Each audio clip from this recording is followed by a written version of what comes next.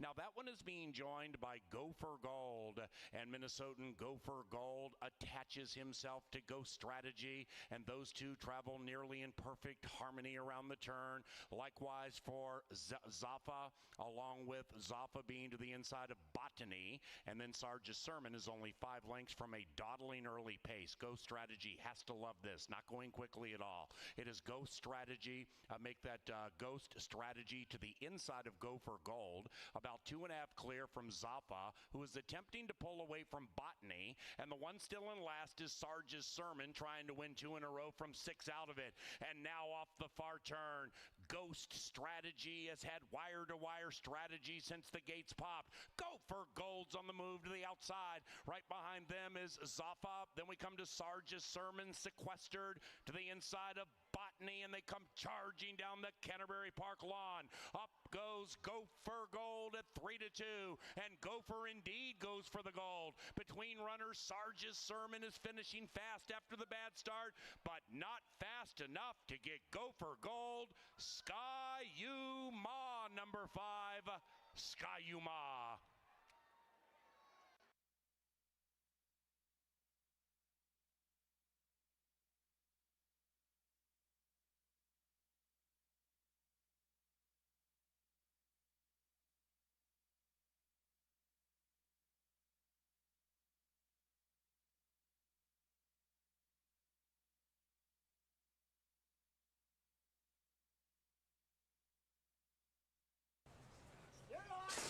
And they're racing.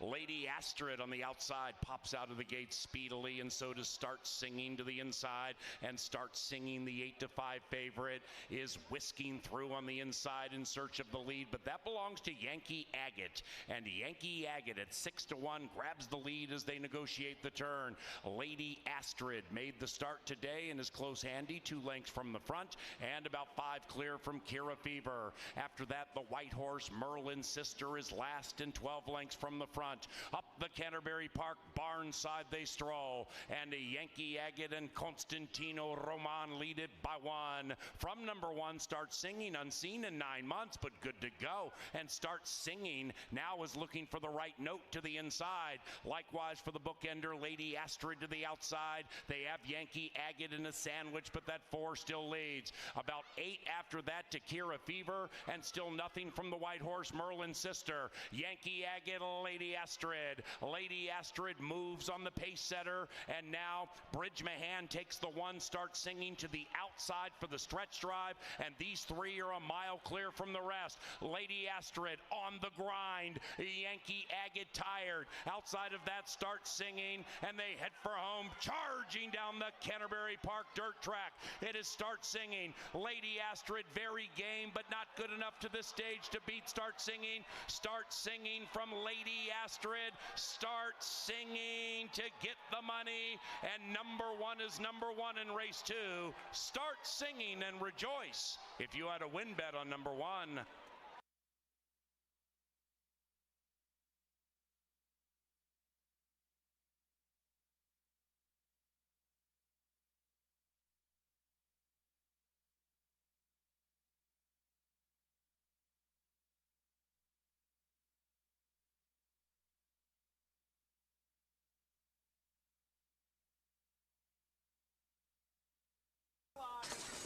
And they're racing, and they've broken a line. Withstand the Storm pops out of the gate and puts 1 on the field. Crocodile Tears also with good speed. Likewise for Western Charm, and those are the top 3. After that, we come back to Stomping Moon, and Stomping Moon is far, far out of it, actually advancing about 5 out of it now as they head off the far turn. The quartet is separated by 5 with her boots on, withstanding the storm and offering up a challenge is Crocodile Tears to the outside, and those 2 are locked in battle as they head for home, and they've run away from Western Charm. Behind them is Stomping Moon into the final furlong. Withstand the Storm trying to withstand Crocodile Tears, trying to make that 1 cry in the shadow of the wire. 1 and 6 to the line together. Withstand the Storm, withstood the storm.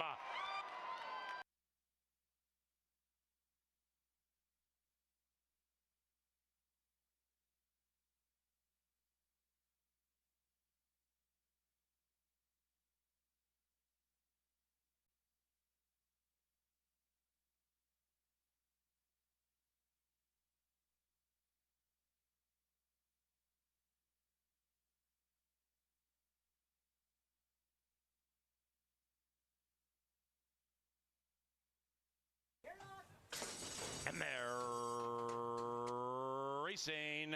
Tale of the Truth was off in last and off in first. Summer all year. Re-up revs up to the outside, and Re-up strides out to take a narrow lead. After that, we have Vlock, and Vlock is to the inside of New Dice, rolling along 4 lengths from it. Tale of Truth recovers, but in a very tight spot, checking a bit with 4.5 furlongs to go. After that, we come back to DeGhost and Ravina Lane. Number 2 is being pulled out of the race. Ravina Lane out of the race. They're chasing Re-up, tugging along the field, and it's Re-up opening up by 2. It is Re-up from New Dice rolling into second, but shoved on. After that, Summer All Year. Tale of Truth came out of the gate slowly, now is circumnavigating into action with a quarter of a mile to go, but working hard to do so, and Re-up still leads it. It is Re-up showing the way.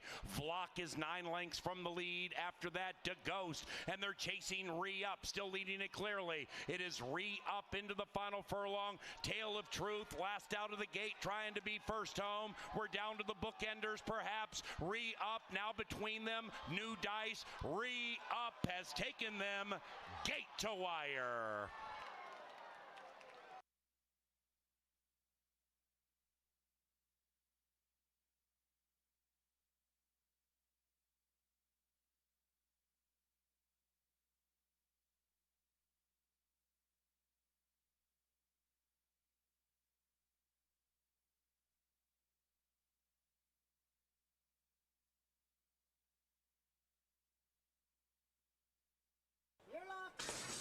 And they're racing. Black Tekka like a shot right to the lead. Black Tekka leads it nearly 1, but now is joined in kind by Lynchtown, and Bugler begins to fly up on the 3 wide side. Right behind them is Thrill Ride, and the quartet is sardined by 3 lengths, and 2 and 6 open up 1.5, nearly 2 on Lynchtown. Thrill Ride goes for a ride to the inside, 2 lengths behind the pace-setting Black Tekka. Black Tekka being niggled out a little bit with Bugler attached to that one, and they're in perfect harmony up the far turn. Likewise for the next 2, Thrill Ride narrowly clear from Lynchtown, and they're still just 3 lengths from the lead. Around about the quarter pole, Black Tekka holding Bugler at bay. After that is Thrill Ride, 4 lengths out of it at even money, and then it's Lynchtown 5 lengths behind Black Tekka, and Black Tekka heads into the final furlong, leading it by 2. Bugler still with an opportunity to toot the horn. Thrill Ride resolutely finishing to the inside. Black Tekka, Thrill Ride, Black Tekka, Thrill Ride, tight! Looks like Thrill Ride on the inside, but it's very tight.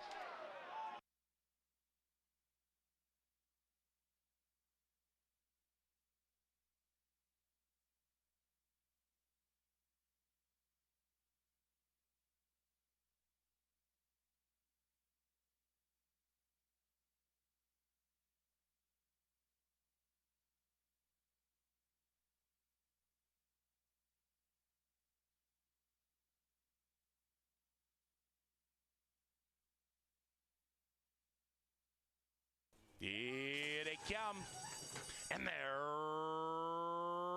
racing in the 6. That's CBY, and the 7 West Island in race 6 pops out beautifully, tries to put 2 on the field. After that, Win Over Wyatt, that's the 5 striding out. Rider has the green helmet cover. After that, Total Surprise, a length and a half from the lead. Then we come back about 2 to Artie Below Zero. This first-time starter was last out of the gate, but now revs up to the inside to be 3 in arrears. 2.5, 3 after that, Prestigiously Wild. Then we come to Ramblin' Gamblin' Man, and the one in last is Causeway Surprise, and the one in first is West Island, and West Island strides away nearly 3.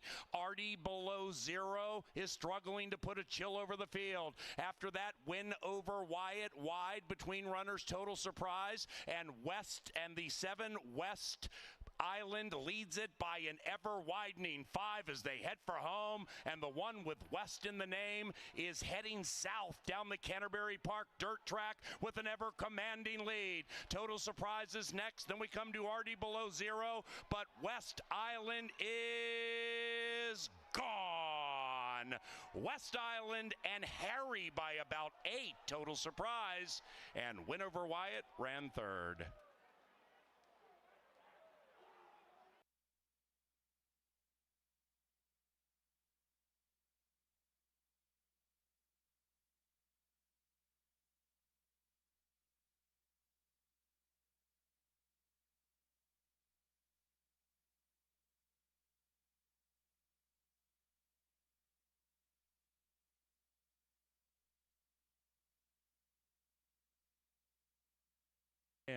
Here they come, and there they go. King Nate came out stylishly, and Super Wise flashes speed with Kid's Inheritance to the inside. After that, Of Good Report, Noble Pursuit about 5 lengths from the front to the outside of King Nate, and Gainer is 9 lengths behind Kid's Inheritance, and at 5-1, Kid's Inheritance tries to take them wire to wire. The lead is 1. In second is Super Wise, poised to pounce as they head up the Canterbury Park barn side. Noble Pursuit, in pursuit indeed. 3 lengths from the front and to the inside of Good Report. Then we come back to King Nate and Gainer. They're just 7 lengths from the front, and they zing into the far turn, and they're still chasing Erica Murray and Kid's Inheritance. Kid's Inheritance a half. Super Wise in second by a half. Then it's Noble Pursuit a half. After that, Of Good Report shoved on hard. That's the 8 on the wide side. Behind them is King Nate and Gainer. They're just 5 lengths from front to back, and they're coming home now. Kid's Inheritance still keeping that pretty white face in front. Super Wise trying to go by for Senor Spotty. Then it's Noble Pursuit to the inside, and outside of that, Of Good Report, here's King Nate with a late charge. Super Wise, Noble Pursuit, 5 and 6 to the line together. Too tight to call, but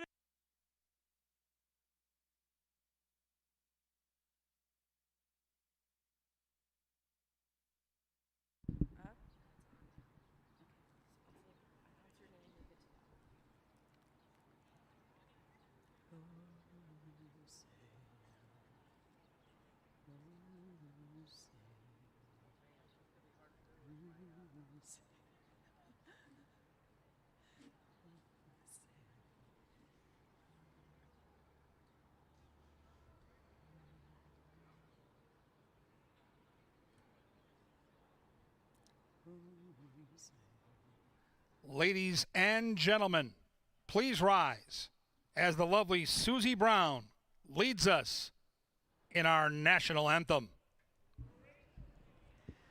Oh, say, can you see by the dawn's early light what so proudly we hailed at the twilight's last gleaming, whose broad stripes and bright stars through the perilous fight o'er the ramparts we'd watched were so gallantly streaming, and the rocket's red glare, the bombs bursting in air, gave proof through the night that our flag was still there. Oh, say, does that star-spangled banner yet wave o'er the land of the free and the home of the brave?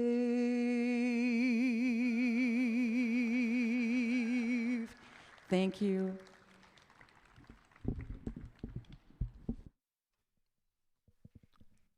Happy Father's Day to all the dads out there, and welcome to beautiful Canterbury Park here in Shakopee, Minnesota.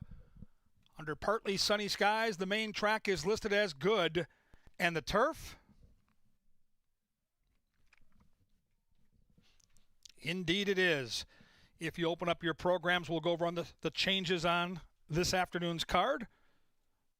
Starting in race number 3. No changes in the early double. 1 and 2 are free and clear. We move on to race 3. Couple of scratches in the third. Take out number 2, Meet Joe, and number 4, Nietzsche. 2 and 4 scratched from race 3. With those scratches, no show, no trifecta, no superfecta in our third event. Races 4 and 5 are both free and clear. No changes in races 4 and 5. Well, late scratch here in the fourth, just getting it now. In race 4, let's head back to the fourth. Number 7, Don't Box Me In. Race 4, number 7, Don't Box Me In, is now scratched.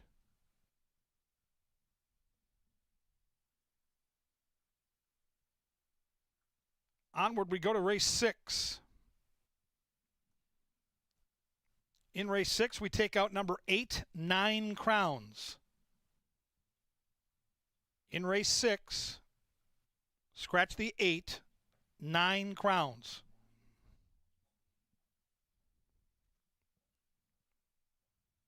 Late daily double time will start in race 7. In the 7th race, scratch number 3, Rowdy Red Glare. Race 7, take out the 3, Rowdy Red Glare. And in race number 8, the lucky last, take out number 2, My Last Red Cent. Race 8, take out the deuce, My Last Red Cent.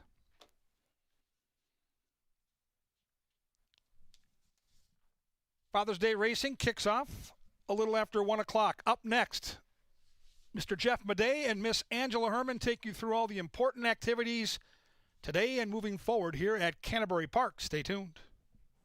Well, thank you, Kevin, and welcome everyone to Canterbury Park on a beautiful Father's Day. I'm Jeff Madej. I'm joined by Angela Herman.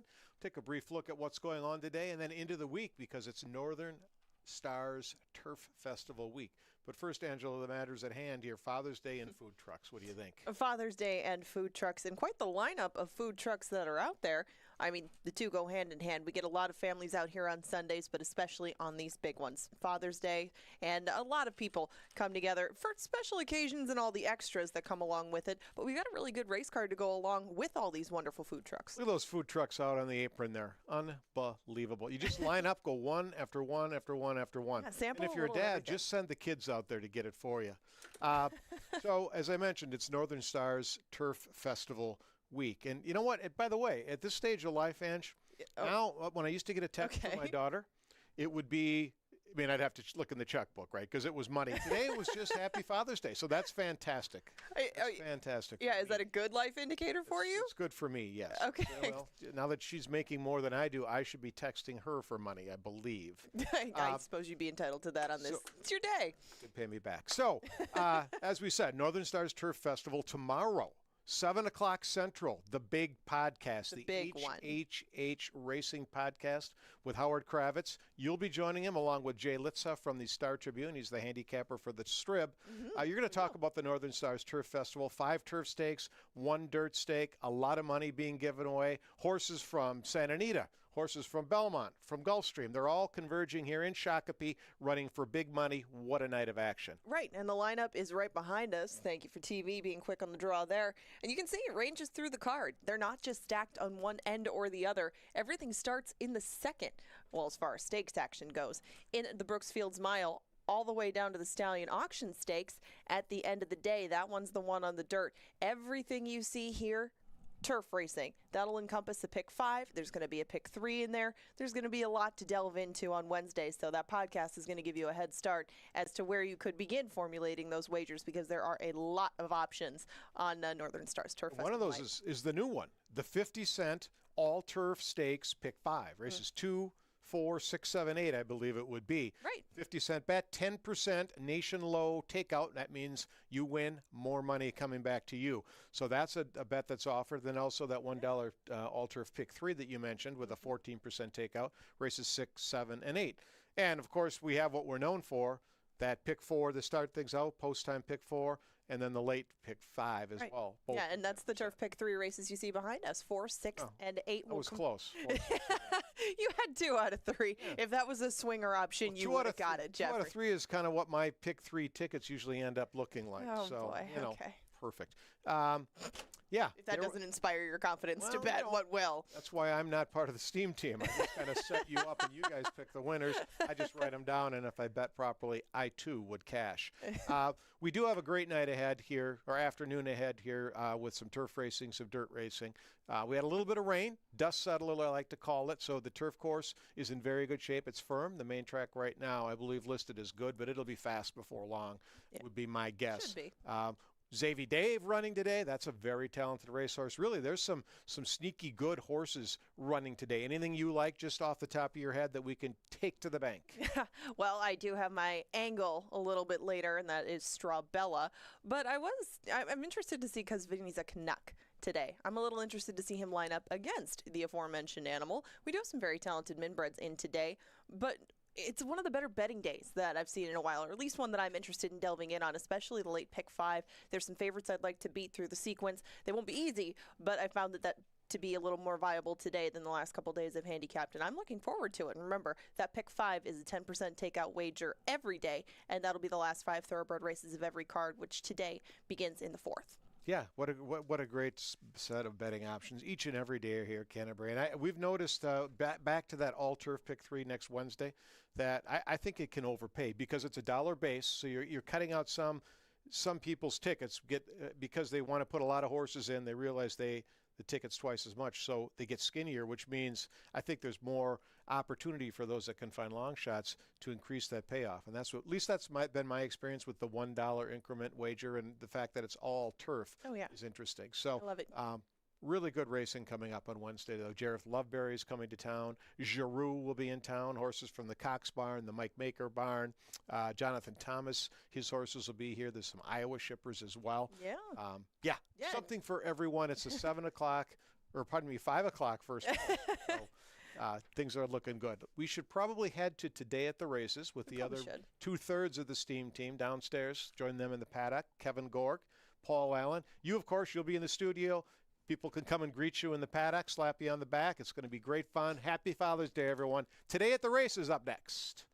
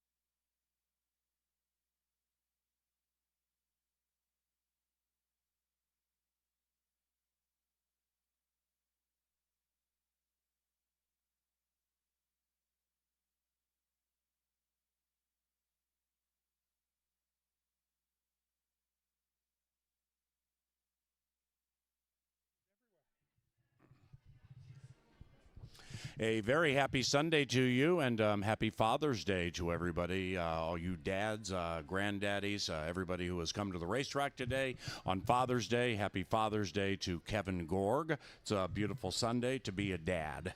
It is. Happy Father's Day to you, and I love the tradition that you started a few years ago with your son Derek, co-calling a race. We'll do that in race 4, I believe, which is outstanding. And I think we all have memories, and I see these beautiful kids in front here with their dad watching the show, and it reminds me of when I first went to the racetrack way back in the mid-'80s with my father, Kenny. He was in love with a horse that shipped in from Nebraska, frequently named Who Doctor Who. Yeah. And whenever Who Doctor Who was running, Kenny was coming out to the racetrack. He loved betting favorites, still does. He and I are different that way. But Who Doctor Who made him a lot of money, and I was a hoister flag guy, and they used to go head-to-head, and my dad would get the best of me. But, yeah, it's a special day. I've got 2 of my 3 daughters coming out to enjoy the races today, and happy Father's Day. Thanks for sharing your time with us here at Canterbury. All dads should win on Father's Day. Remember, Dark Star was like, it's right here in my legal papers. It's all dads should win on Father's Day. And I mean doubles, exactas, trifectas, superfectas, pick 3s. Something. 4, pick 5. No, the whole thing.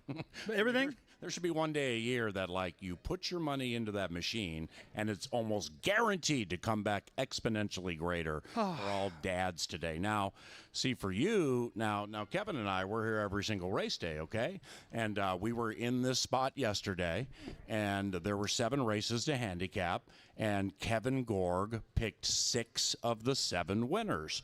Can I get a witness on Father's Day for a little 6 of 7? All right, now, so I called the final race from down in the winner's circle, and, you know, even though I had a side bet with Angela, the 3rd member of the Steam team, and it wasn't necessarily in jeopardy, but the horse I picked won the race. Kevin's, I believe, ran 2nd, right? Yeah, we lost. I've never, of all the races I've called in my life, I have never rooted so hard against one of my picks. I mean, I said something during the race like we're trying to get Senor Spotty home. I wanted you to win so badly. A 7 for 7 would have been unprecedented. How do you feel today? I feel good. I mean, it was a heartbreaking way to lose. We lost by about a foot on the wire. It was a head bobber. And I drink as often as the sun eclipses, and we had the fireball shots in the press box ready to go because we dream about it. You know, we take great pride in coming out here and putting our handicapping reputation on the line. And the perfect card is nearly impossible to do. Now, the one time you might have a chance is when you only have 7 races, and we had some small fields. So let's just be fair about this. Last night was a great opportunity. Sitting there 6 for 6, I was all fired up, and hey, it didn't work out in the end, but it was a lot of fun, and maybe next time on the Fireballs. Well, there are racetrack adages that have stood the test of time. Pete Matson, one of the owners of Crocodile Hunter here in the first race, I'm sure he'll remember this. Milton Burrell was one who said, the racetrack is the only place the windows wash the people. It's true. Okay, that's a brilliant line. But I don't know who said it. It's unnamed. But somebody at one point said, that yesterday was the wedding, today's the funeral. So you went 6 for 7 yesterday. Yes. Do you keep your hands in your metaphorical pockets today, or are you hot and then getting hotter with Scotty Scheffler later, and you just ship it all in on Dad's Day? I'm going all in. That's all in, baby. Yes. I love my picks. I got Pete's horse in the first. Right. I got Scotty Scheffler to rally at the U.S. Open. We get to watch that tonight after the races are over, so I'm all in, baby. And Pete, in closing, we have agreed to say good things about your horse, Crocodile Hunter, in the paddock, and I'll actually say its name during the race call if you give us both some money right now. I'm just playing with you. That's okay. Thank you. But hopefully for the sake of our picks, we are saying Crocodile Hunter in front. We both have taken Crocodile Hunter. So has Angela. Actually referenced the horse yesterday. Lindy Wade rode a horse called Withstand the Storm. And there were a bunch of horses coming out of a race where a 22-to-1 shot named Moon Connection won. And I wasn't really bullish on that race, but I was bullish on Crocodile Hunter's race. And Withstand the Storm came back and won last night. Might be a tricky track. It's listed as good, but probably not that tricky, drying out quickly. This is a very, very gifted racehorse. When I went back and watched the last race and the leads, and this is a talented horse. And if he doesn't win today, it doesn't mean he's not going to make hundreds of thousands of dollars. But we both picked him today. Happy Hour Bobby concerns me. He's a crafty veteran with speed. Yep. And I'm just not sure how the track's going to play. But I'm gonna pick a 3-1-4. Good luck, Pete. Yeah, I've got the same numbers, and I think those are the prime players here in race 1. And this horse is light on experience, but showed me something last time. When you break your maiden in an 11-horse field in career start number 2, and look the way that this horse looked, it isn't about the finishing time, which was fast. 103 and 4 is fast for 5.5 furlongs. It was the look of the horse. We call it the eye test in the business, and he looks like he could be a special racehorse. So I think the race is real simple. The 4 horse is going to be loose up front. There's nobody early that can go as fast as Happy Hour Bobby. If Happy Hour Bobby, with the blinkers off, for Mac Robertson, gets out there and feels good on what might be a speed favoring track, then they all might be chasing his tail. I'm banking on the Crocodile Hunter staying close and being able to pounce, and then have to hold off the 1 Yo Dog, and that horse will be charging late. So it looks simple, but I don't think it's as easy as we think it is. It's going to be a humdinger. Race number 2 is on the turf. The turf is listed as firm, people. The turf is firm, despite a little less than an inch of rain here in Shakopee. No scratches, no rider changes. Angela and I, 2/3 of the steam team, were on the 2 because Vinny's a Canuck. Now, I know that horse is talented, but that was last year with what we saw. Well, Xavier Dave, Kevin's pick number 5, it was just a couple of weeks ago. We saw how talented that horse was. The distance and the surface are what I'm hoping to capitalize on here by taking the 2, and that maybe he'll improve on it. And I like him at the distance, but your 5's going to be tough to beat, man. 2-5-1. Yeah, we're going to see the horse that beat Xavier Dave last time out on Wednesday. We have one of our biggest nights of the year. It's Northern Stars Turf Festival. 1 in Vermilion is going to be in one of the turf races there for a large purse.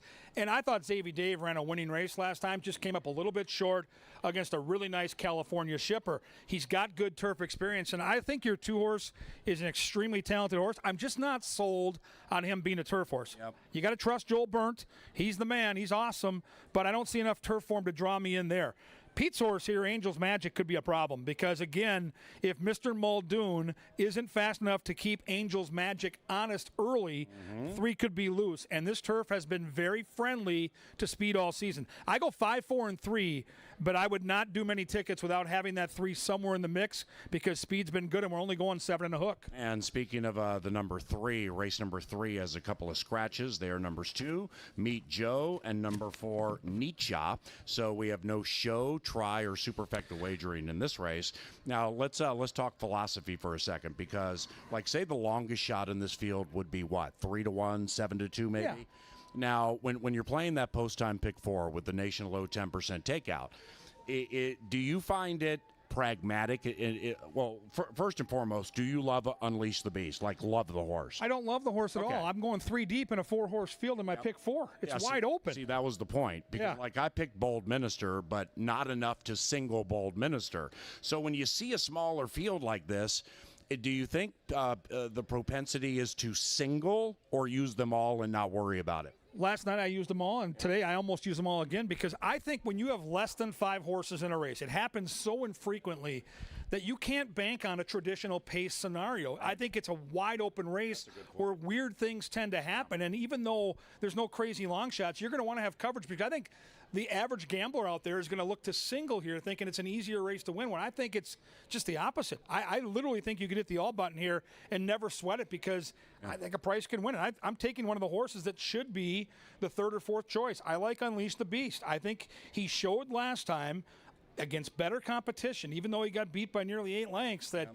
he might be back at his favorite track and feeling good again. He's an 8-year-old that's won 13 times. He's going to have the front to himself. I'm going to give him a try. I go 3, 5, and 1, and those are the 3 horses I'm using on my post-time pick 4. Yeah, I took Bold Minister because when I originally handicapped it, I thought he was going to get a better trip than I think he's going to get now. Now, I got Harry, all right, and Harry's winning every single day, and he knows how to put a horse in a race that's a short field, despite where the past performances would indicate the horse should be, 2, 3, 4, 5 out, or on the lead. So Bold Minister has a win at the distance. That matters to me. If Unleash the Beast is 90-95% of what we know he can be at 6.5, then that could be a single on a lot of pick 4 tickets. He'll be tough.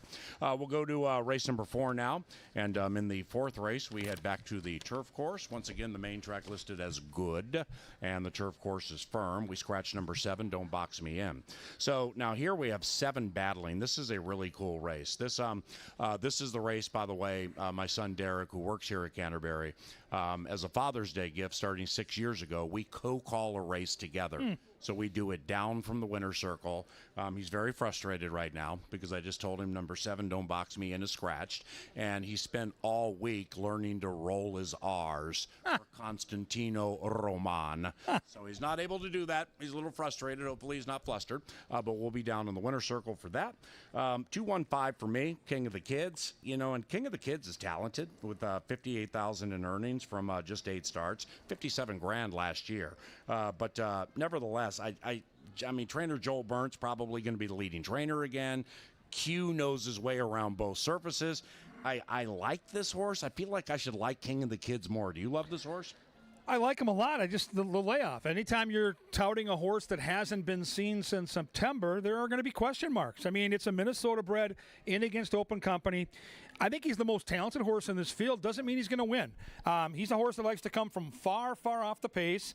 And if you're a horse that's got speed in this race, you're going to get the jump on the likely favorite. So I like him, but I fear the 6. I really fear Little Red Rifle. You mentioned Harry Hernandez. Chip Woolley, the trainer, who's a Kentucky Derby winning trainer, has this horse in good form. And this horse has controlling speed, faced Allowance Company. Now we're back in against Claimers. So, yeah, I like the 2. I think the 2 wins. I go 2-6-8, but I really fear the 6. I think what I think is also interesting with this race is Barrios Lopez rides number 4 Glendale, a horse Harry Hernandez won with in April of this year.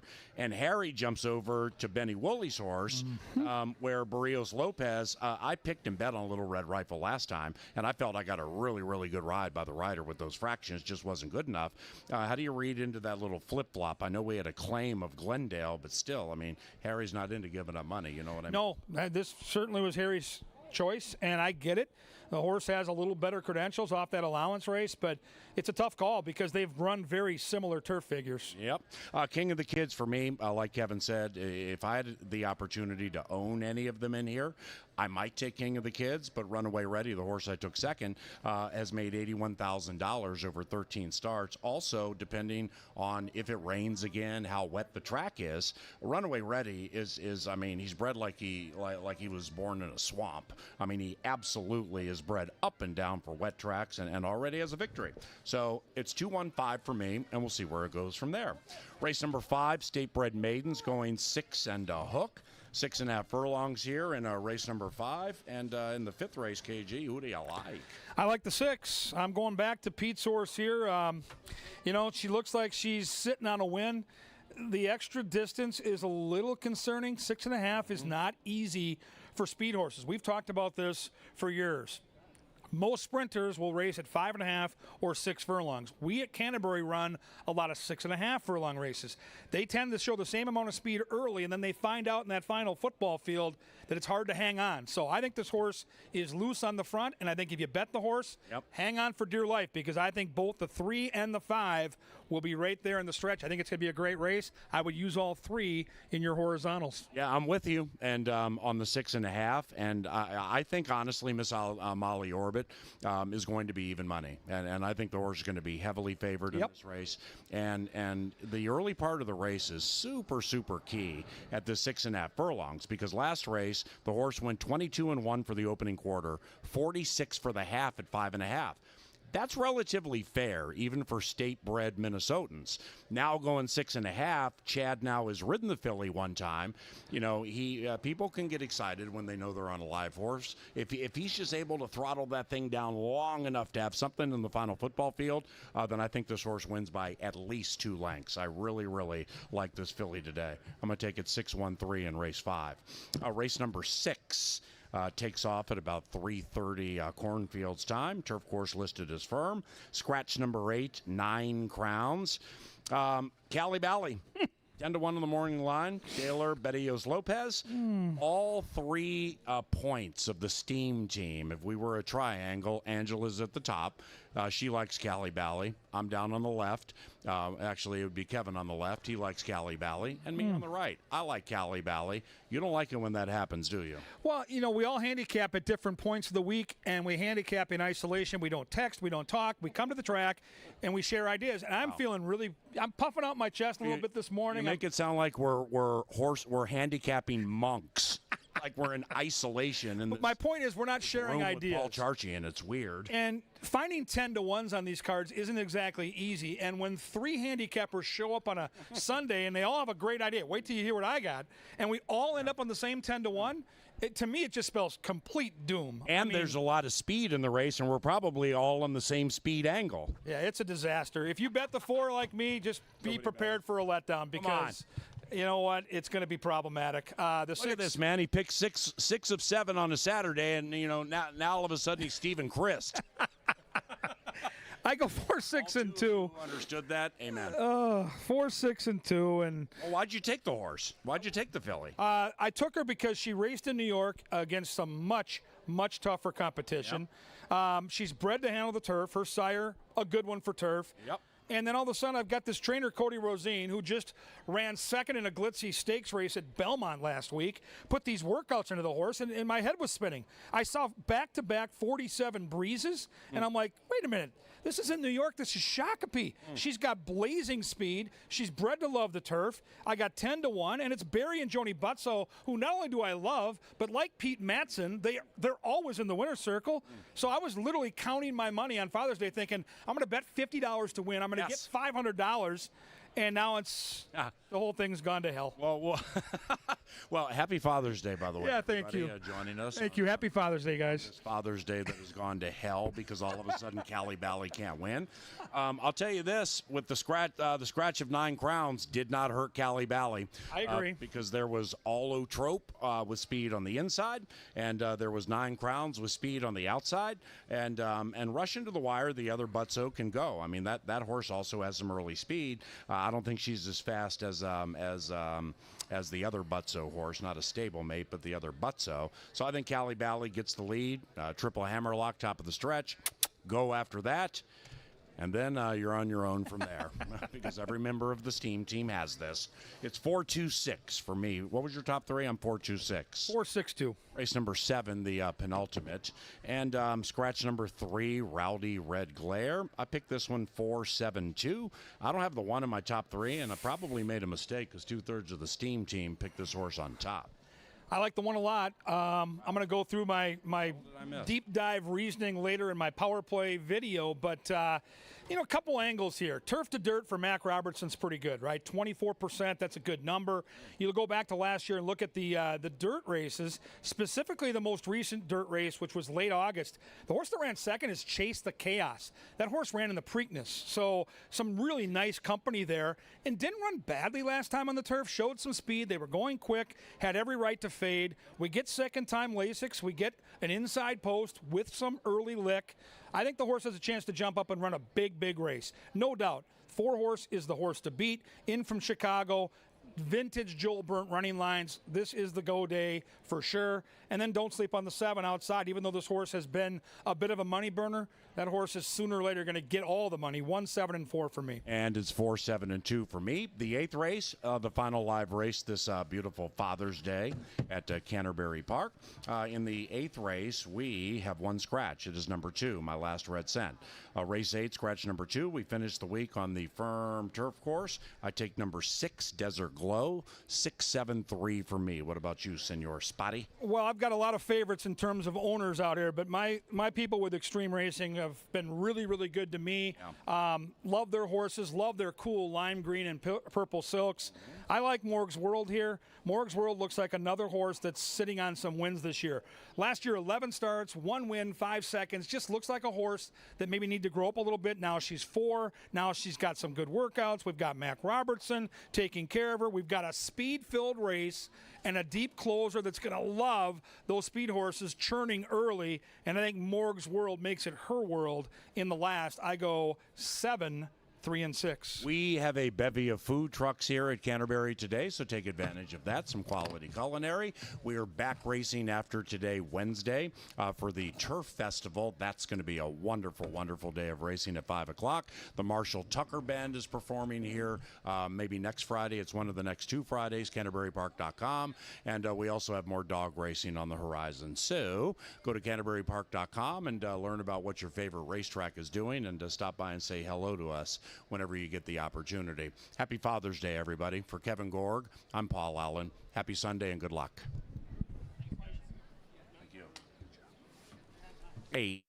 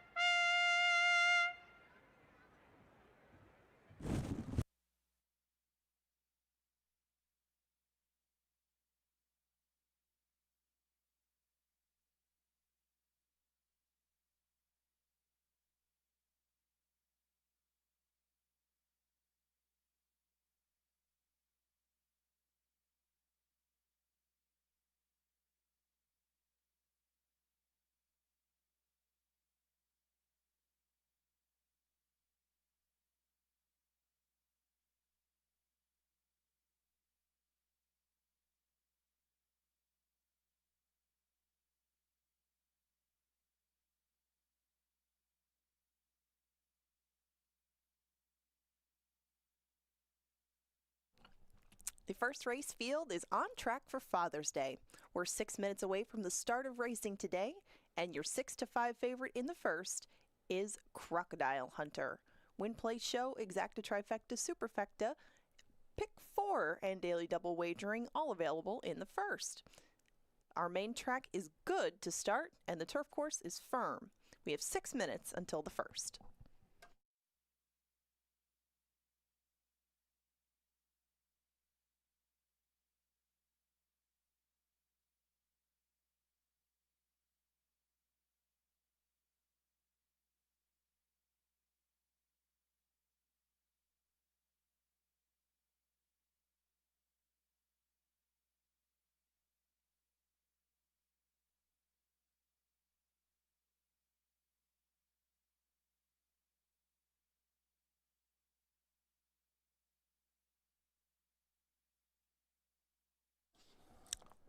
All right, Canterbury faithful, we get set for this Father's Day extravaganza. We start with the post-time pick 4. If you're new to it, make sure you learn to play it. It's got the lowest takeout in the industry at 10%. Post-time pick 4, it's a game of survival. You need the winners each and every race. The more horses you use, the more it costs, but you can win lots of cash. We'll start with my ticket today, which does not cost a lot of money, just $12. In the first race, I'm going to use Yo Dog, the 1, and the hot favorite, number 3, Crocodile Hunter. In leg 2, just 2 horses, the 4 and 5, Modern Science and Xavier Dave, who I think is going to be a real handful in that race. The third race only has 4 horses. I've got 3 of them, 1, 3, and 5. I think I've got the right 3 in that leg. Fourth race is going to be tough. It's a big, crowded turf race. I'm only using 2 horses, the 2 and the 6. The 6 is going to have the early speed. The 2 will be the closer that's coming late. $12 investment to try to hit that post-time pick 4. 1, 3 with 4, 5 with 1, 3, 5. With 2 and 6. You can't win it if you don't get in it. Play the post-time pick 4. Play Canterbury all day. And remember, if you want to avoid those long lines, download the First Bet app. Easy to download cash into it and withdraw cash from it and avoid the lines. It's going to be crowded. You're going to want to get into line early today so you don't get shut out. 4 minutes to race 1 and the post-time pick 4. Good luck.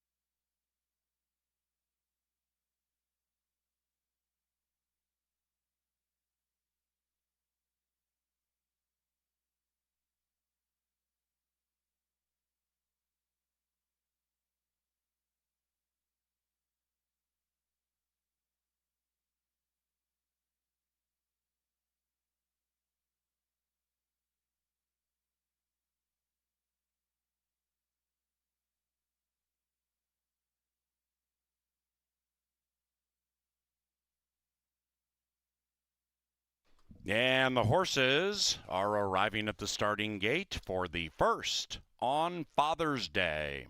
Provided by Pepsi, it's Family Day at Canterbury. We also thank Quick Trip. The first, courtesy of Loeffler. And a special welcome to McCall's Father's Day.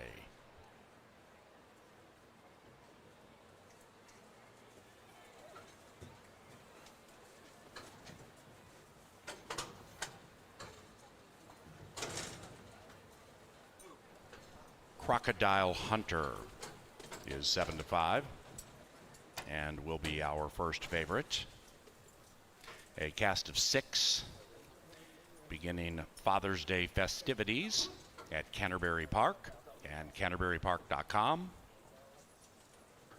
Don't forget about the food trucks on the track apron and near the paddock and entry gates. The post-time pick 4, selecting the winners of the first 4 races daily, has a nation low 10% takeout. And it commences with this Sunday 6-pack.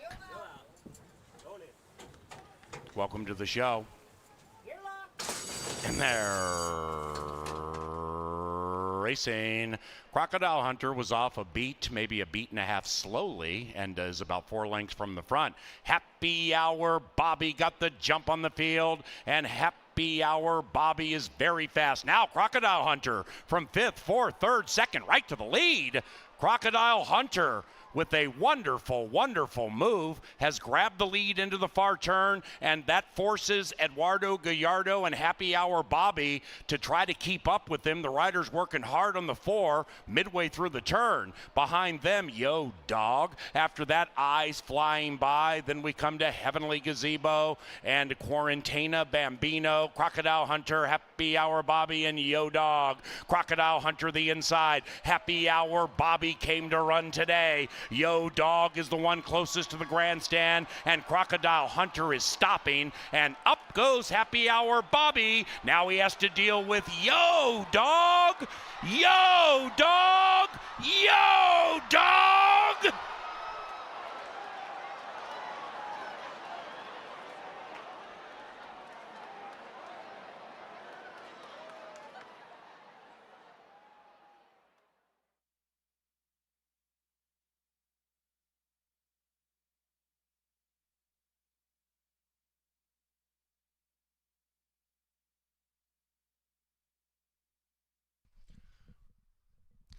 Tight finish. Hold all tickets. Father's Day begins with a bang.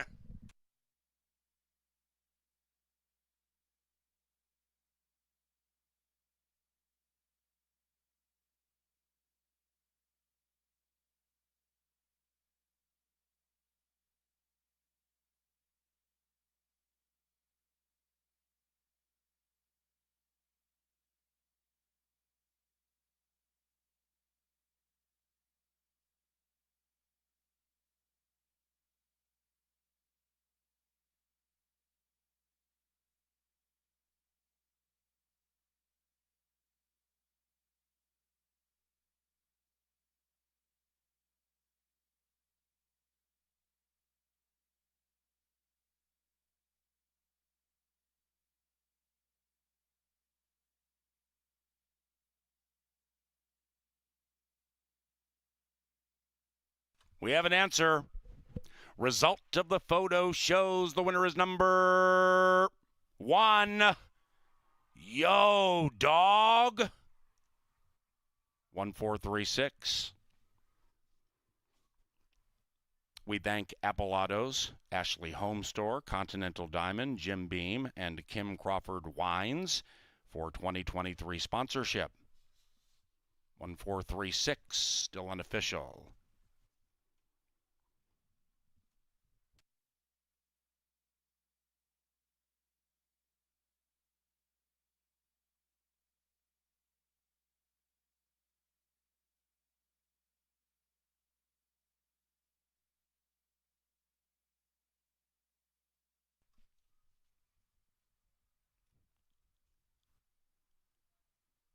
The first race, the Arthur Looks Good purse, came down to a spine-tingling finish as the victorious Yo Dog receives a well-earned bath for his toil.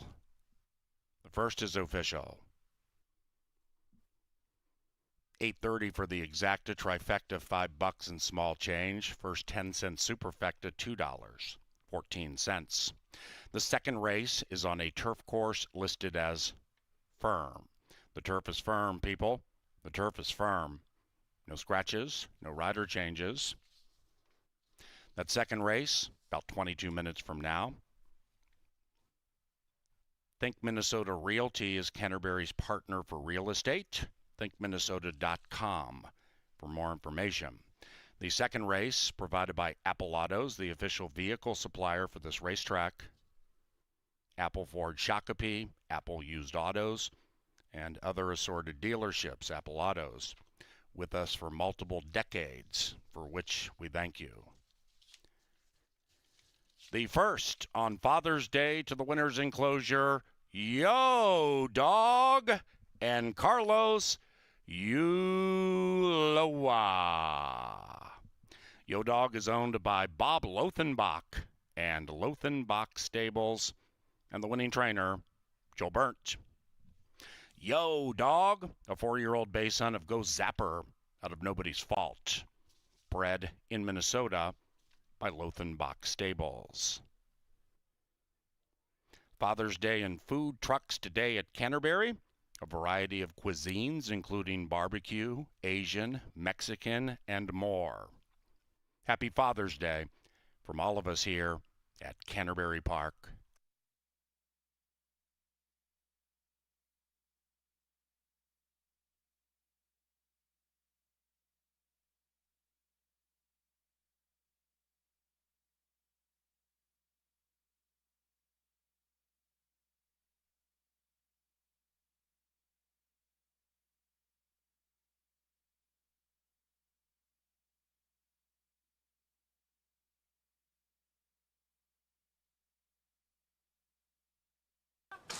In there, racing.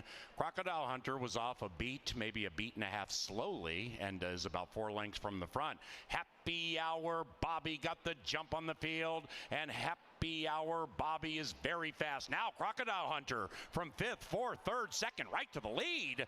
Crocodile Hunter with a wonderful, wonderful move has grabbed the lead into the far turn, and that forces Eduardo Gallardo and Happy Hour Bobby to try to keep up with him. The riders working hard on the 4 midway through the turn. Behind them, Yo Dog. After that, Eyes Flying By. Then we come to Heavenly Gazebo and Quarantena Bambino. Crocodile Hunter, Happy Hour Bobby, and Yo Dog.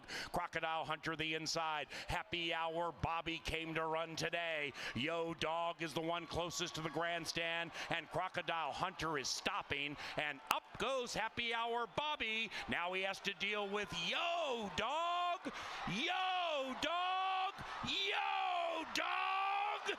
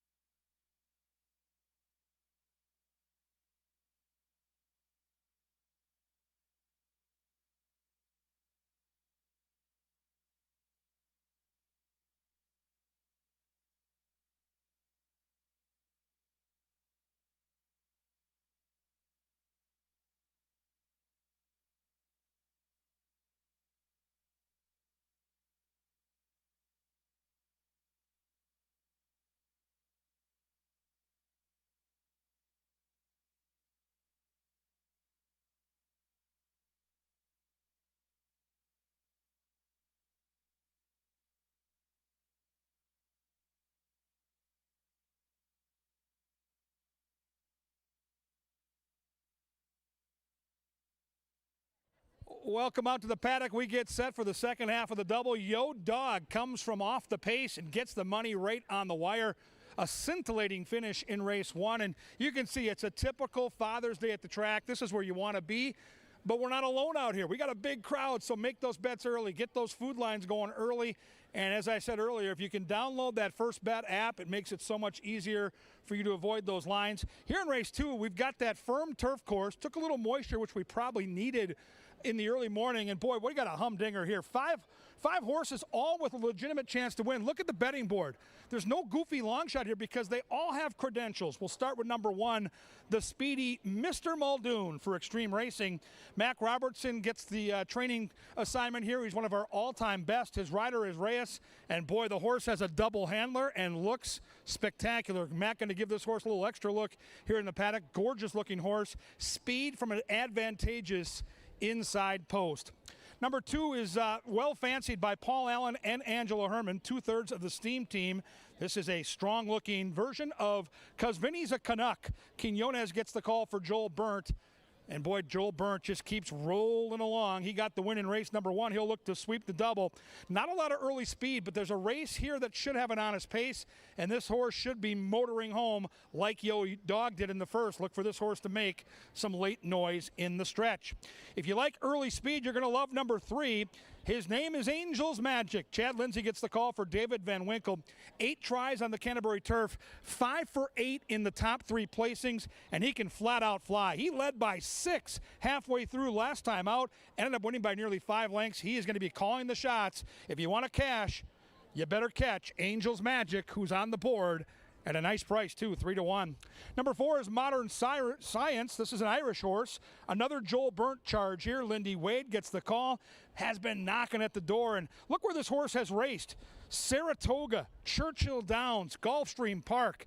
Glitzy indeed. This horse makes, I think, a major impression on the race at some point. I can't believe you're getting 5-1 right now. I've got this horse second in my analysis. I can't put together an exacta without using the 4 somewhere.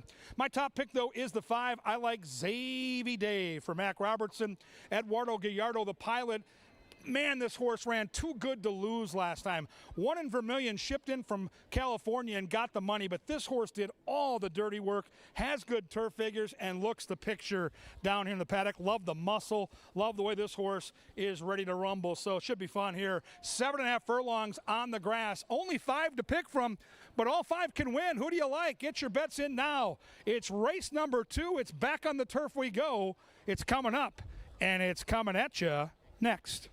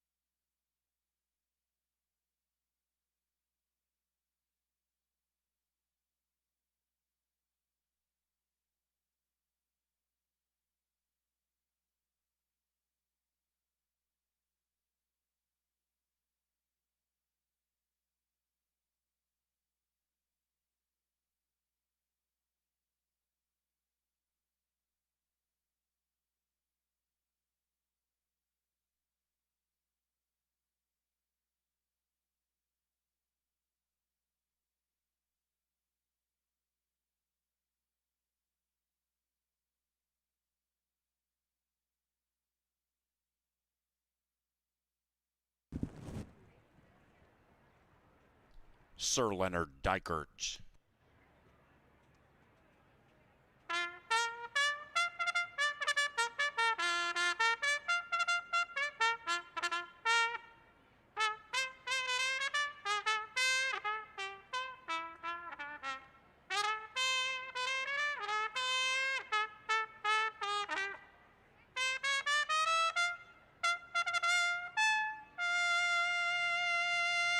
Happy Father's Day, Lynn.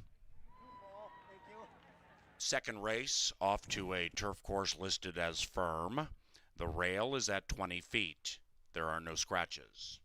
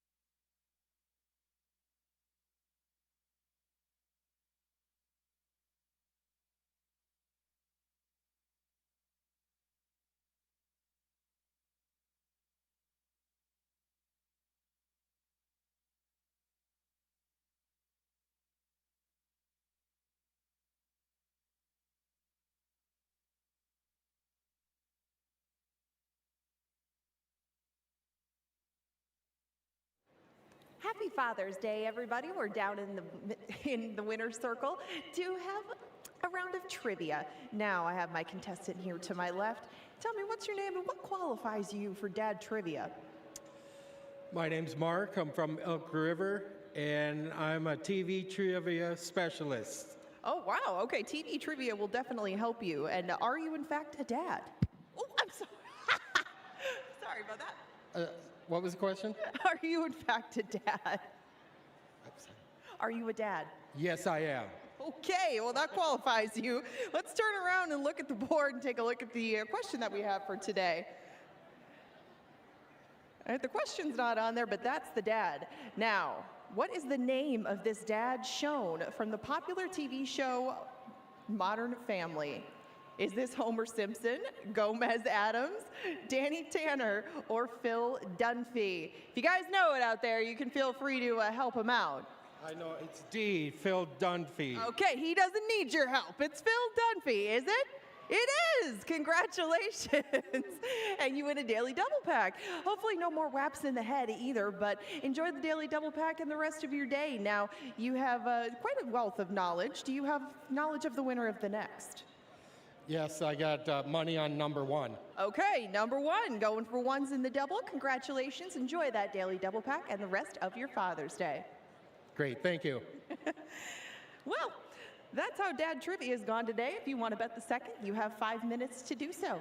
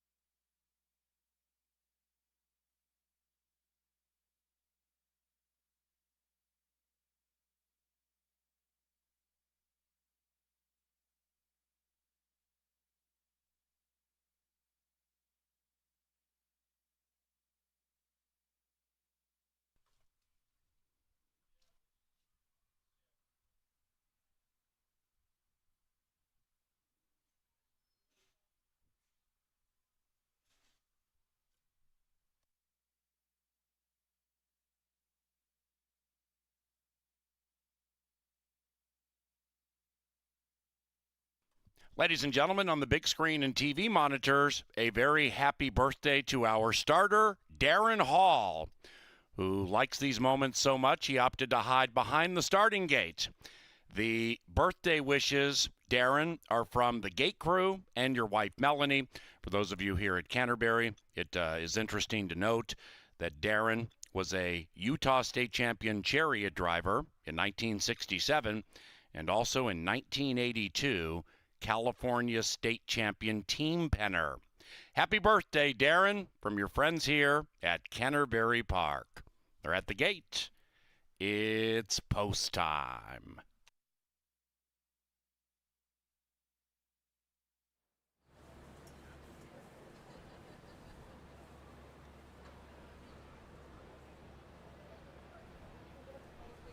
Eventually, the birthday celebrating starter will have to take his spot.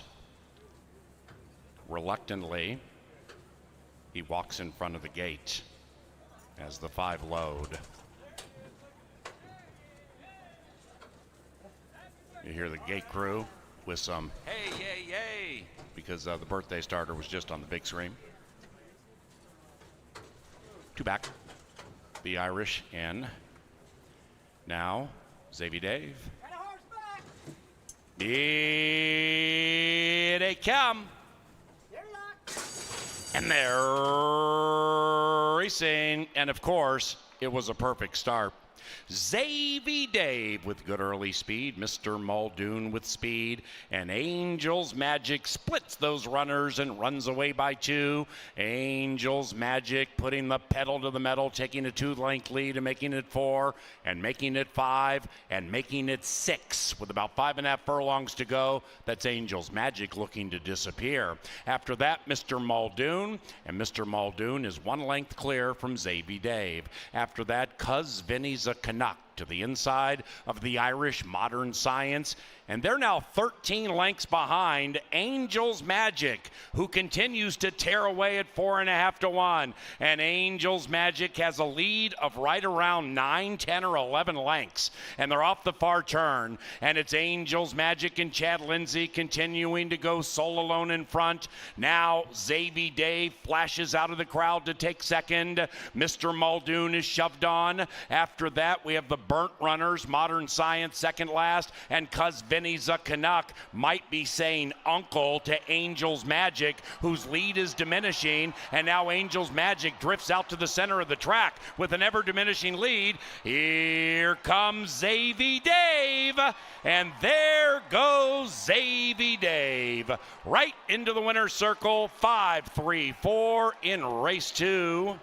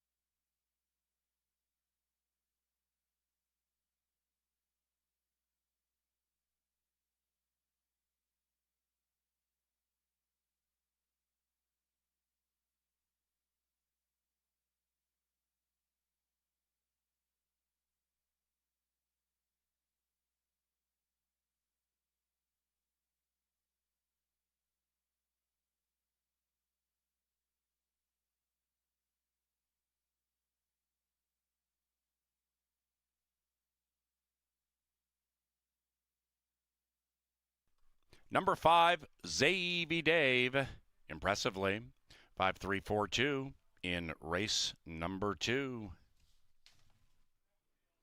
Parents, we have kids' birthday party packages at Canterbury Park. We take care of the hosting and decorating. It includes 12 admission tickets. That's 2 for adults and 10 for kids. Reserved seating, food and beverage, arcade vouchers, and, of course, party favors and dessert. It's available every Sunday during our live racing season. Kids' birthday party packages. Accessible now at CanterburyPark.com.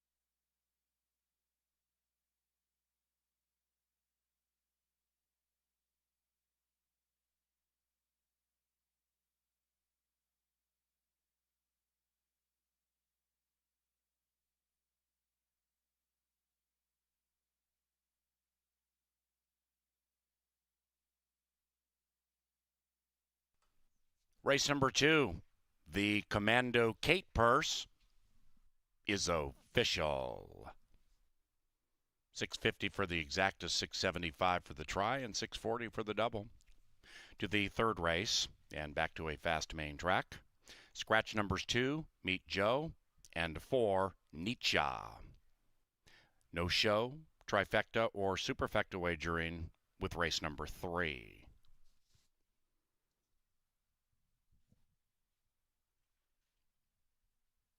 Hey, next Friday, the Marshall Tucker Band is performing at Canterbury. Tickets on sale at canterburypark.com/events. We also thank Bush Light and Ashley Furniture. Ashley is located right across the street from Canterbury with exclusive discounts available for Canterbury Park customers. Thank you, Ashley Furniture.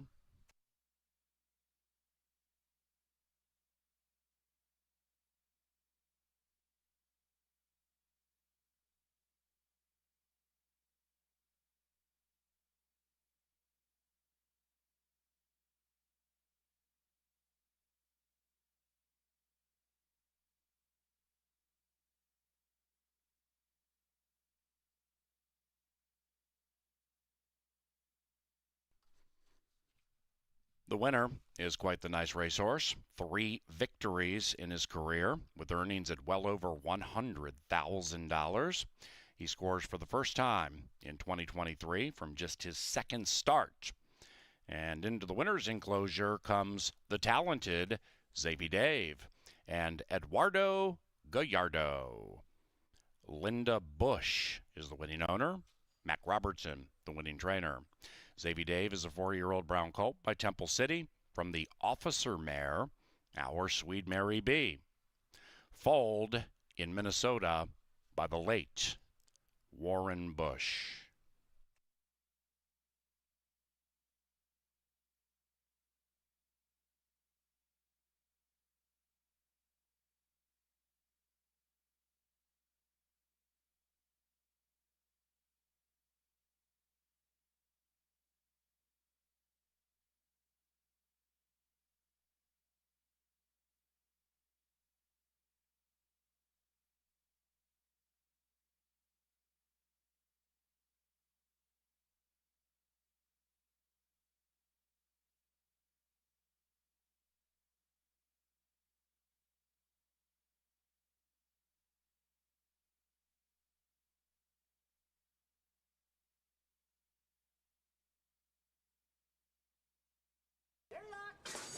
And they're racing, and of course, it was a perfect start.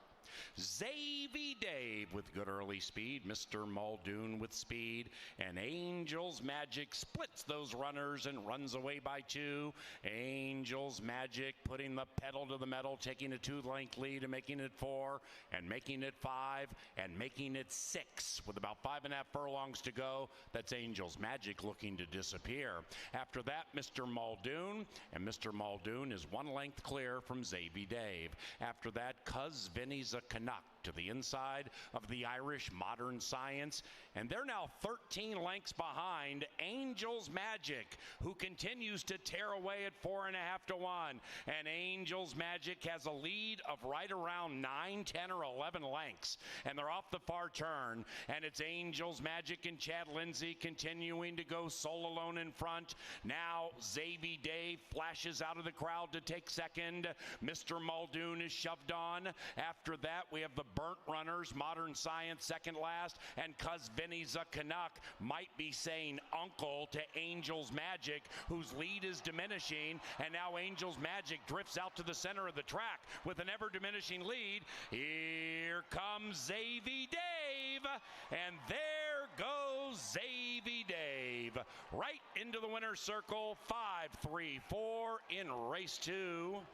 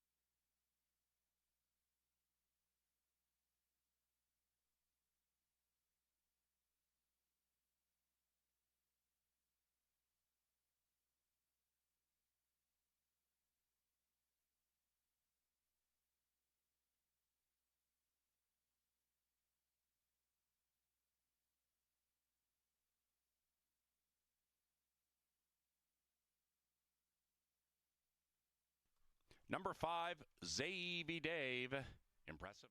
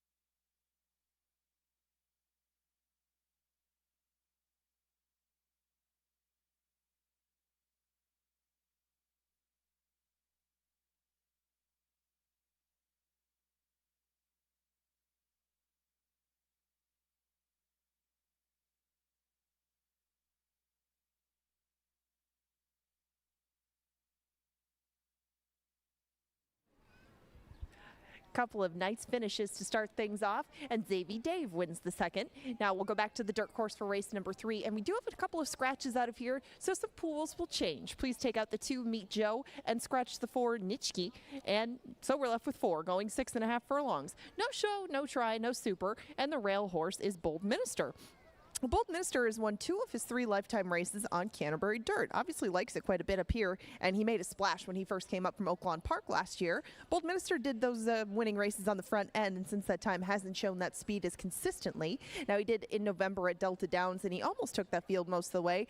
Fell apart in the last furlong, but that was 7 furlongs. Now he'll go 6.5 today. And he did take some money in those last couple when we saw him down at Delta. Has been freshened since that time. Has thrown in some good work at Oaklawn. And if Bold Minister can return to that semblance of form when he showed when he first came up here in 22, Bold Minister could take this group all the way. Now things might get very tough to do that with Unleash the Beast in here, but Unleash the Beast too hasn't shown quite the same wheels as in the past. Now he picked that form back up at Turf Paradise this winter. Don't get me wrong. He showed the same sort of speed, but it didn't carry him as far. Now, he was 3rd last time behind Moe's Mojo, who was odds on, I believe, that day. Gaynor ran 2nd and didn't come back to run so well, but the key here was 6.5. Unleash the Beast does like this distance quite a bit, and he's picked up 3 of his 13 lifetime wins at it. But what version do we get today? I don't know. If you want to find out, you get 4 to 5. That's the main problem with him. Tizona has some speed to his outside, but Tizona mostly shows that going 2 turns. Tizona will cut back to 1 turn again, and he did that in a June 4th race where he was 4th. He was behind Single Me Out, and Single Me Out 2 was a heavy favorite that day, and Single Me Out took that field right from the start. I mean, Tizona chased him for a bit, but Single Me Out just put that field away pretty early, and he got burnt out in the process, and Tizona has a different sort of group to deal with today. Only 4 of them to deal with, and he's to the outside, I believe, of most of his pace pressure because Release the Beast, the 6th, doesn't have a whole bunch of speed. Release the Beast has tried this main track a number of times, has yet to make a dent, but he's been racing against some classy horses while he does it. Mixed signals with him. You do get 4 to 1, and I guess that makes him the field's long shot, but not much to speak of in that respect. You have 10 minutes to bet the 3rd if you so choose, 4 to choose from. You've got doubles, pick 3s, exactas, and win and place wagers to choose from in the 3rd, and they'll go 6.5 as they head out to the track right now. Your 4 to 5 favorite is Unleash the Beast.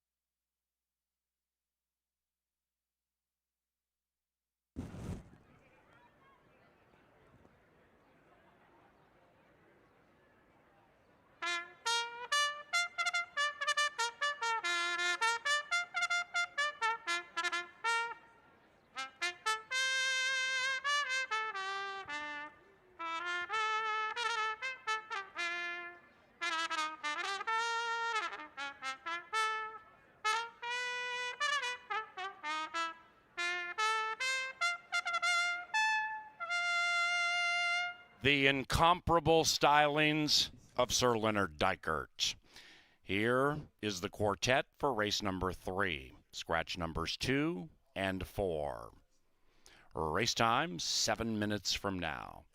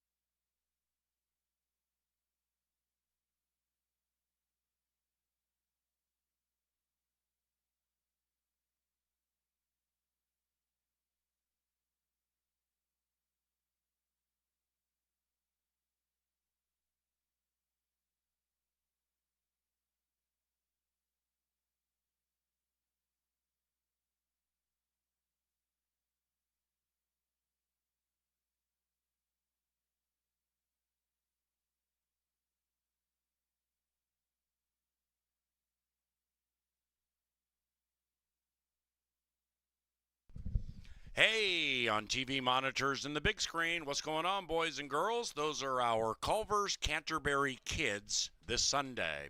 We do it every Pepsi Family Day, and each of them receive kids' meals from Culver's across the street.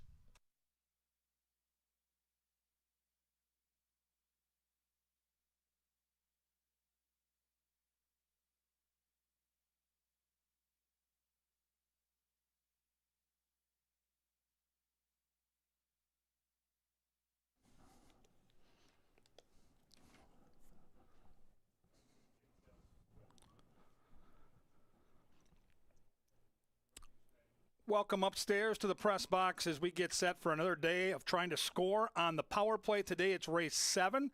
Horse number 1 crossed the causeway. Let's take a look at the important information. There's a lot of it to go through. This is a young horse, just a 3-year-old, had a couple of starts as a baby at 2, and ran pretty decent on the main track. Debuted this summer, June 7th on the turf. They went very fast, 22-1 for the opening quarter mile is very quick. Chased those fast fractions and got tired. Second time Lasix, which I've highlighted, and it's turf to dirt. A big-time training angle where one of our top trainers all time, Mac Robertson, has won 24% in a game where 10% is considered solid. He's well more than solid. So today we're back on the main track. We ran a good race on that main track. Let's go back to what happened last time out. We're on the turf. And look at the outside post, a very difficult post to overcome. He is wide in the early stages, which means he has to use extra energy to gain position. And he worked his way into a fair spot, but had to work so hard to get there that he backed up in the stretch. That was turf. Today it's dirt. And that natural speed, which put him in good position in that turf race, today likely has him on or near the lead because he drew the inside post. Race number 7, number 1 crossed the causeway. Let's cash together on the power play.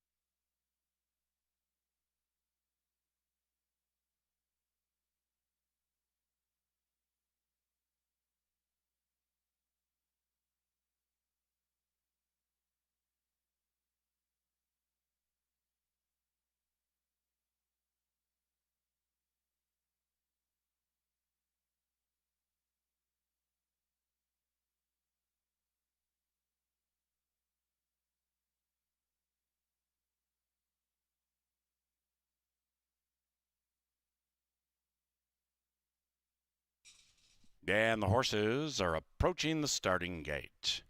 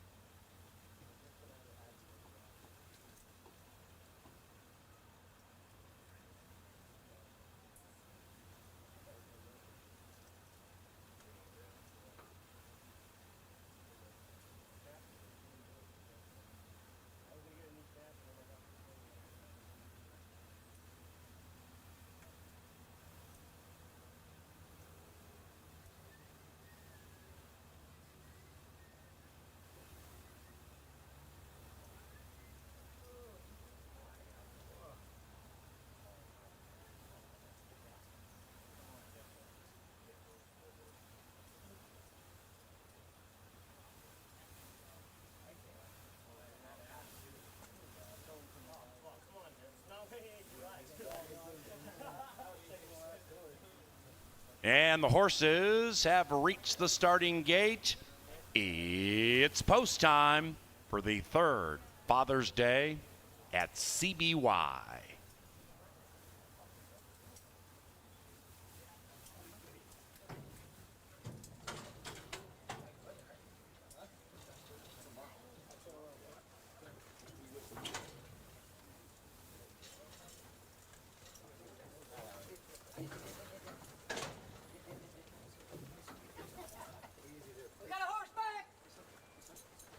Release the Beast, the 10-year-old last in. And they're racing. The quartet popped as one. Unleash the Beast. Out of the gate and out of the gate speedily with Bold Minister off the layoff to the inside. After that is Tizona, about a length behind Unleash the Beast. Then it's Release the Beast, no relation to Unleash the Beast. And the four are separated by 2.5. Up the Canterbury Park barn side they stroll, chasing the 8-year-old Unleash the Beast. And Carlo Lopez has yet to unleash the Beast, and the lead is 1.5.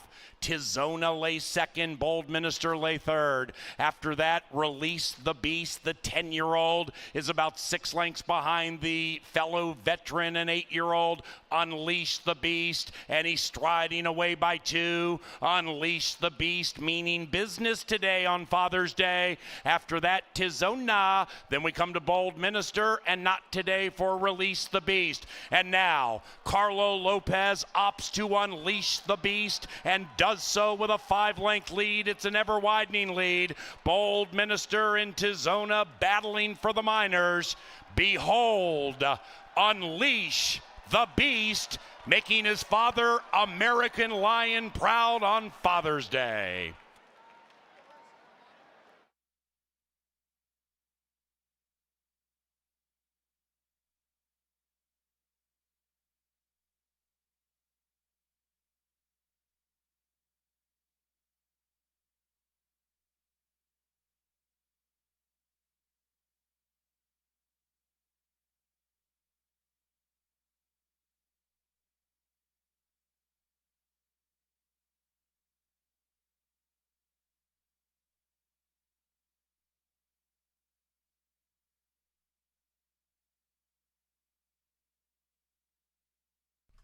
Number 3, Unleash the Beast, ran first.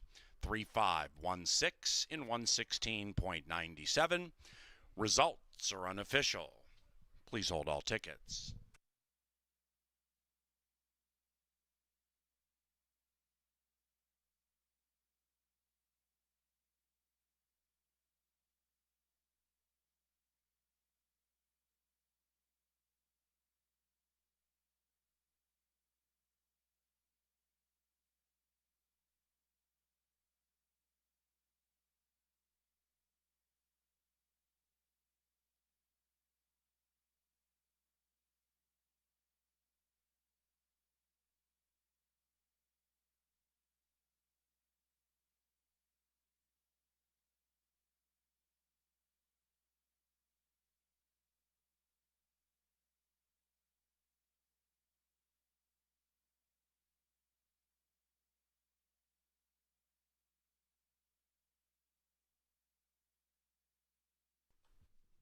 And race 3, the Brushaway Purse, is official. The Beast was unleashed. The 4th race is the annual Father's Day Father-Son Call the Race Classic. They go to the turf. Scratch number 7, Don't Box Me In. That one is courtesy of Maker's Mark and Jim Beam Berman. Elegant, smooth, refined. It's Jim Beam Bourbon. And we also thank Busch Light. Now, next Sunday, we have Basset Hound racing at Canterbury. Floppy ears and tons of fun. That's next Sunday, Pepsi Family Day. Pony rides, face painting, kids' crafts, and Basset Hound racing at 1 o'clock.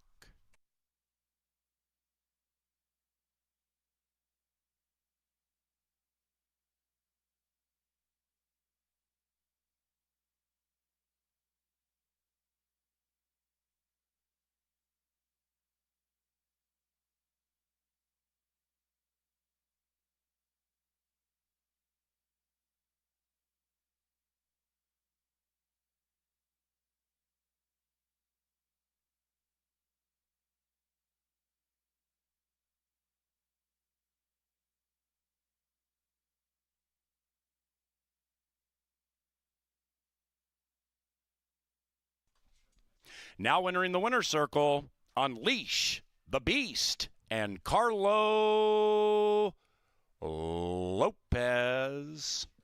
The winning owner and trainer, Jose Silva Jr. That's 4 victories this week for trainer Jose Silva Jr. Tops at Canterbury Park.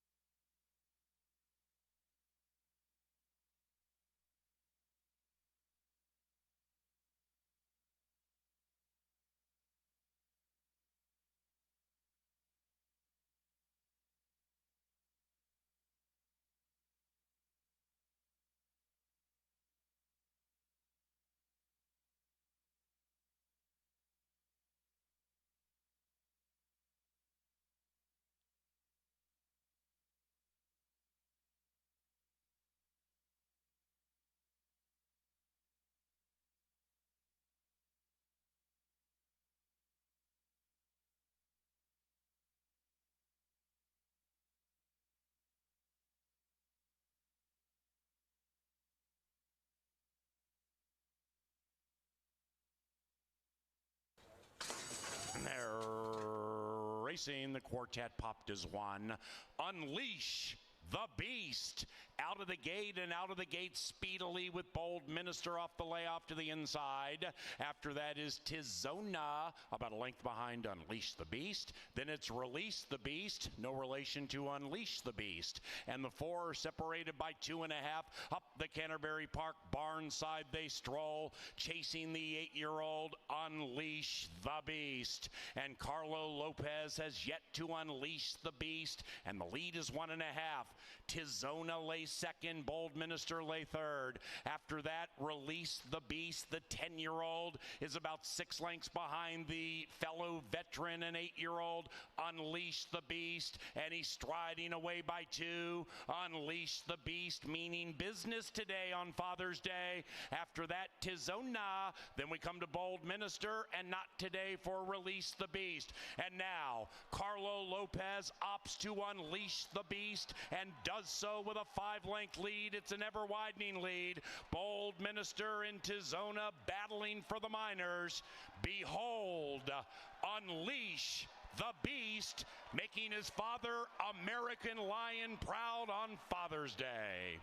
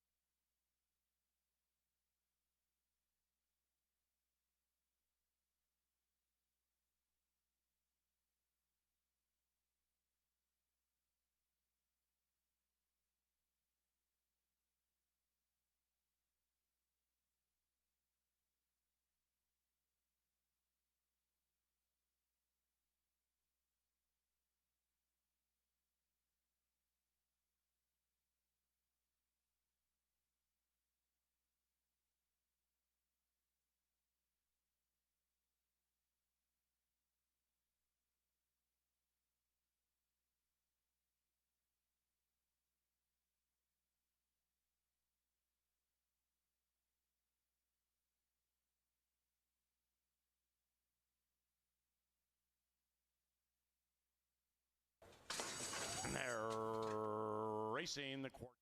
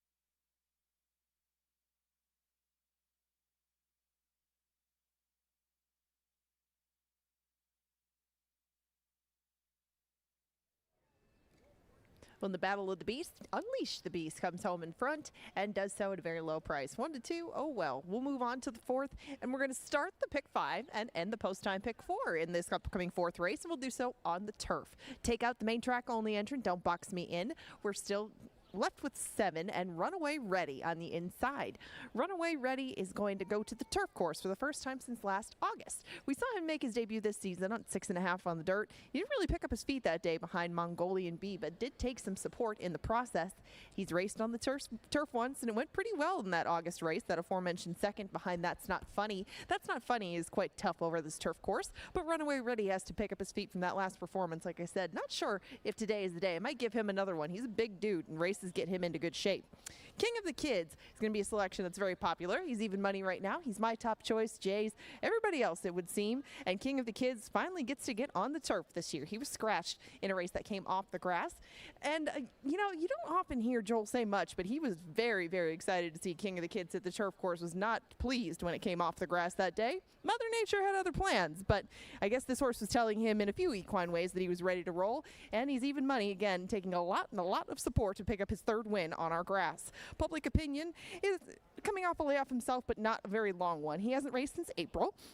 And this horse has picked up his only lifetime win on the turf. That was a maiden-breaking win in November, and since that time he hasn't shown as much speed nor as much finish at the end. Some things to fix with public opinion, but you do get a very good price as a result of 10 to 1. 7 to 1 on Glendale. That'll probably come down. Taylor Barrios Lopez has made a splash in his first season up at Canterbury, and this one was claimed last time around. Glendale was claimed by a barn that's probably very familiar with him, though, as he made his first 3 starts outside of California at Turf Paradise. He picked up a win, and that was his maiden win on April 18th. He did so as the favorite that day. He was favored last time around, too, when he was 4th. That was his first foray over our grass course, and Glendale ran a very even sort of 4th. Maybe he'll be closer to the pace today, and right now he is 7 to 1. Board Certified, too, made his Canterbury grass debut last time around. That was off a claim as well. Fausto Gutierrez had this horse prior to Bernal Roan claiming him. That was a 4th place finish down at Tampa, and before he had been at Gulfstream. Laurel is not a horse that needs to bring any sort of course with him, but Board Certified is still 1 for 18 and might be pace compromised a little bit. Depends how close they want to keep him, but you do get 10 to 1. And Adamar Santos got to know him a little bit better last time around, too. Little Red Rifle should be one of those horses that's up close to the pace. He was last time around in a muddy 4th place finish behind Roses by Liam, but prior to that, he was pushing the pace along and finished 2nd in his Canterbury Turf debut on May 28th. Little Red Rifle did step up in class that day, comes back down today, and you get 2 to 1 on him.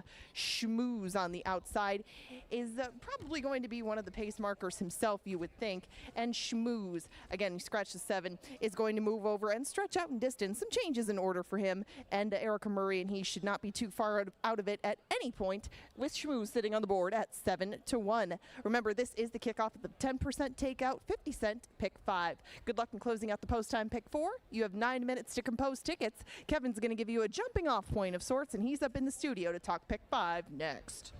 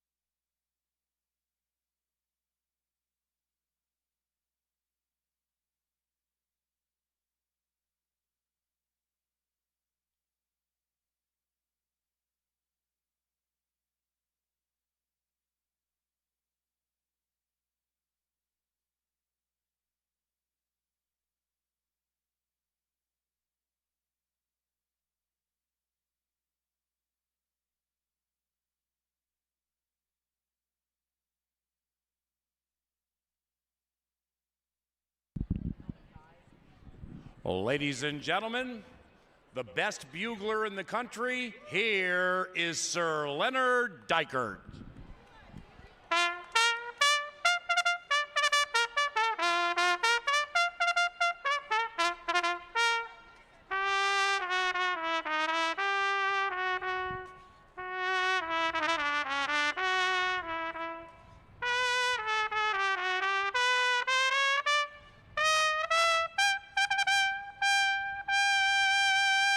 Hey, how about a round of applause for Sir Leonard Eicher? Runners onto the track heading to a firm turf course for the 4th. Scratch number 7, Don't Box Me In.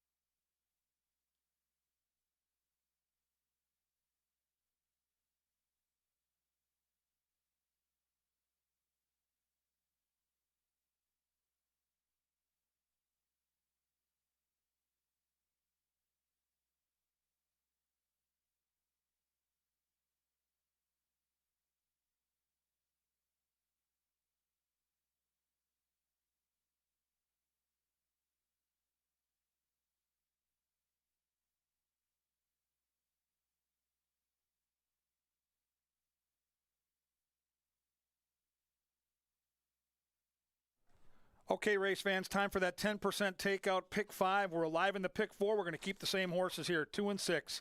6 has the speed, 2 is a big closer. I think one of those two gets the money. In race 5, we're going to go 3, 4, 5, and 6. I think race 5 is wide open. I've got a 12-1 shot in there. How about that? Race 6, we're going to go 2, 4, and 6. I've got the 4 on top at 10-1. There is value in this pick 5. Race 7, we're going to use 1, 4, and 7. I like the 1 as my power play. It's all going to come down to race number 8, the lucky last, Morg's World. I love Morg's World in the last for extreme racing. $36 ticket, 2-6 with 3, 4, 5, 6, with 2, 4, 6, with 1, 4, 7, ending with the 7. It's a 10% takeout, the lowest in the game. The pick 5, play it. It starts in 5 minutes. But right now, while you're making your bets, draw your attention down near the winner's circle. It's time for the barbecue race on Father's Day. Oh, yeah. Shortly. All right, KG, thank you very much. Indeed, we are in the winner's circle, and here is the barbecue tool relay race. Now, we have 4 contestants. It's a father-son festivity here. They're going to race on the track for an opportunity to win a grill set and daily double pack plus much more. Team number 1, we welcome the son, Charlie, and the father, Brian. And team 2, Mitchell and Mike. Now the 4 of them line up, race down the track, grab one of the 3 barbecue tools and race back, and then release their other teammate to grab the next tool. The first to collect all 3 barbecue tools wins the relay race. All right, let's get ready here.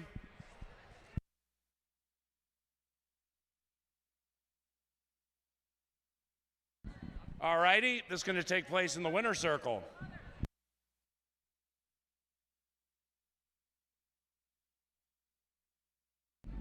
Okay, which one's going to go first? The kid? Okay, Brian's going to go first along with fellow dad Mike. Ready, go!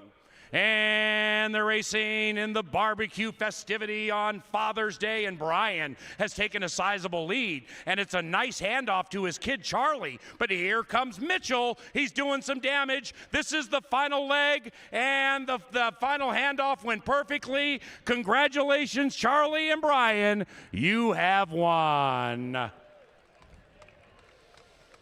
Charlie and Brian, the relay race winners. They get Canterbury t-shirts, and Dad's taking home a grill set and daily double pack.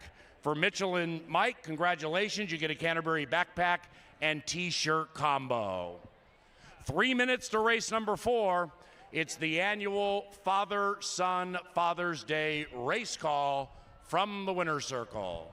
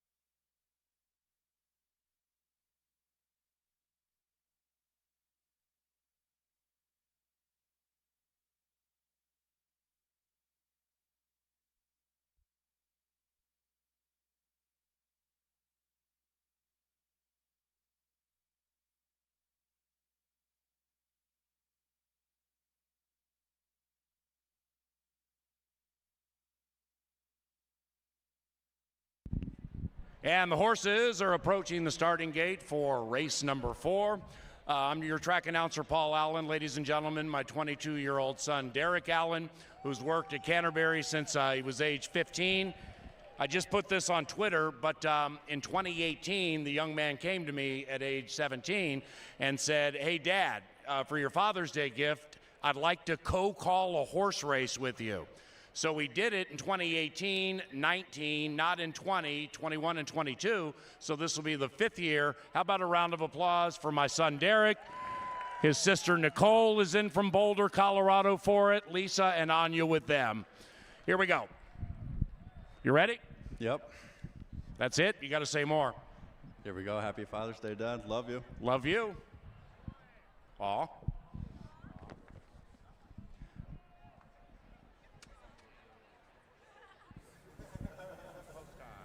And the horses have reached the starting gate. It is now post time. Here they come into the starting gate for race number 4. It's the annual father-son co-call on Father's Day.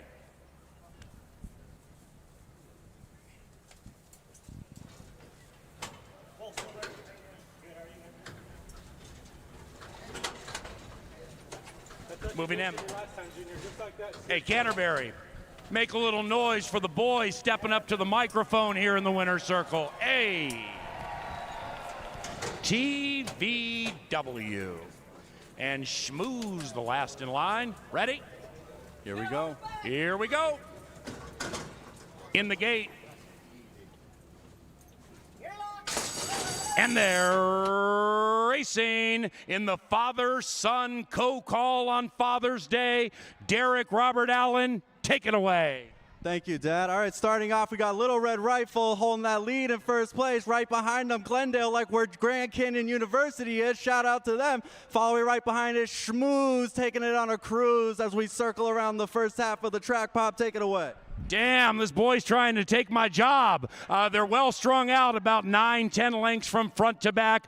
Little Red Rifle firing on the early lead with Harry. And about 2.5 lengths clear from Glendale. 5 lengths after that, we have Schmooze. Then it's Runaway Ready to the inside, overtaken by Board Certified.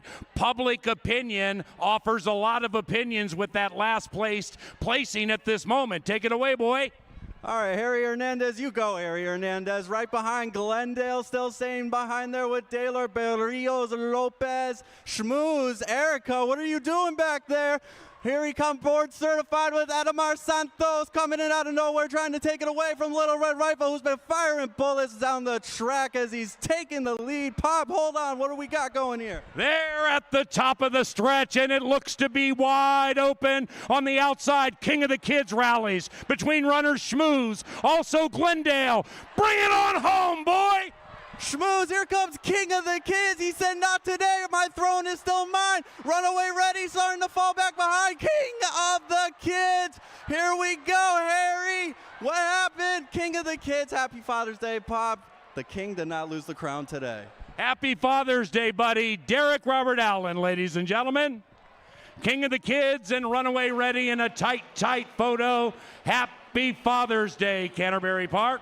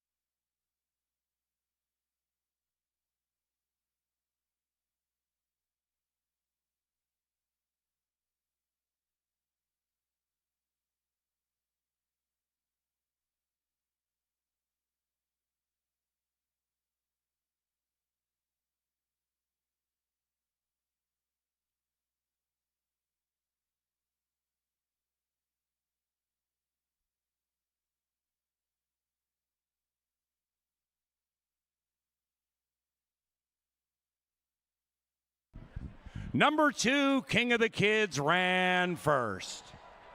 2:1:84 in race number 4.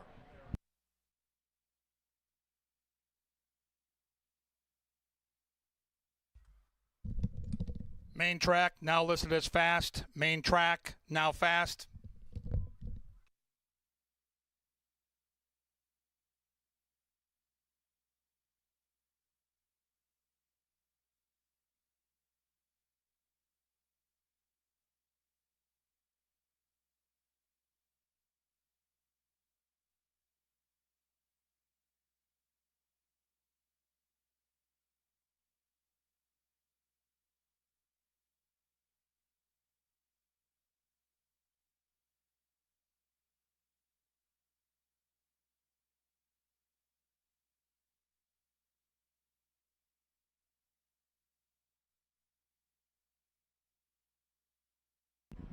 The 4th race, official. Post time pick 4:44. Superfecta 26 and change, 2:1:84.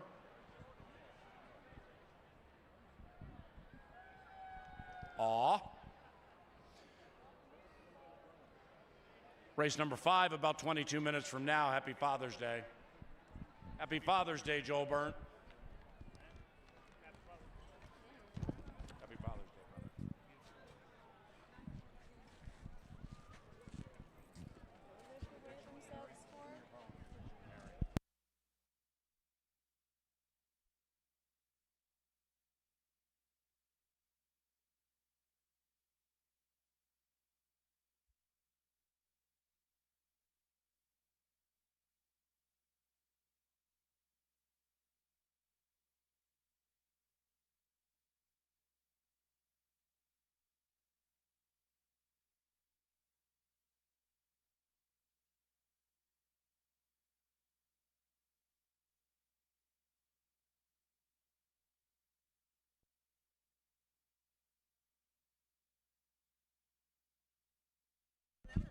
The post time pick 4 paid $14.95. $14.95.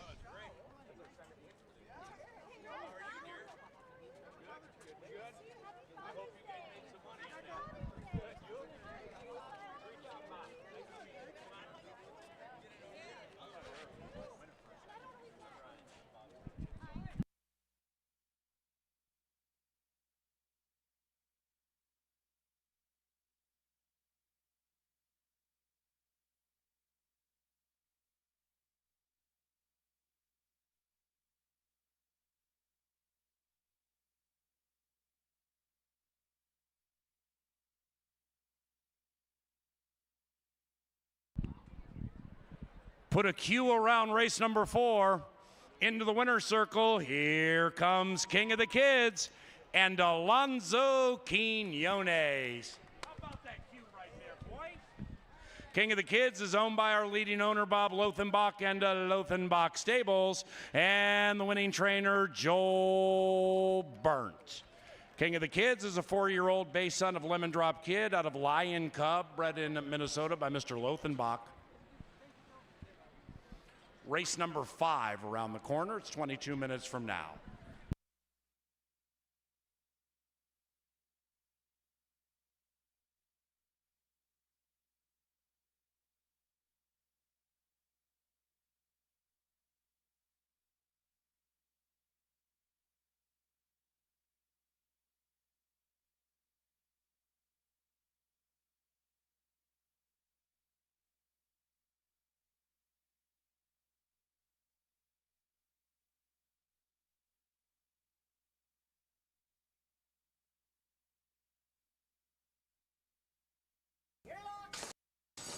And they're racing in the father-son co-call on Father's Day. Derek Robert Allen, take it away. Thank you, Dad. All right, starting off, we got Little Red Rifle holding that lead in first place. Right behind them, Glendale, like where Grand Canyon University is. Shout out to them. Following right behind is Schmooze, taking it on a cruise as we circle around the first half of the track. Pop, take it away. Damn, this boy's trying to take my job. They're well strung out, about 9-10 lengths from front to back. Little Red Rifle firing on the early lead with Harry. And about 2.5 lengths clear from Glendale. 5 lengths after that, we have Schmooze. Then it's Runaway Ready to the inside, overtaken by Board Certified. Public Opinion offers a lot of opinions with that last placing at this moment. Take it away, boy. All right, Harry Hernandez, you go, Harry Hernandez. Right behind Glendale, still staying behind there with Taylor Berrios Lopez. Schmooze, Erica, what are you doing back there?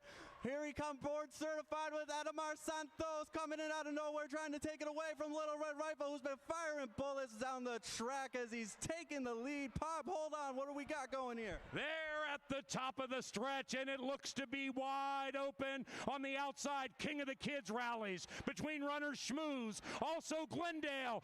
Bring it on home, boy!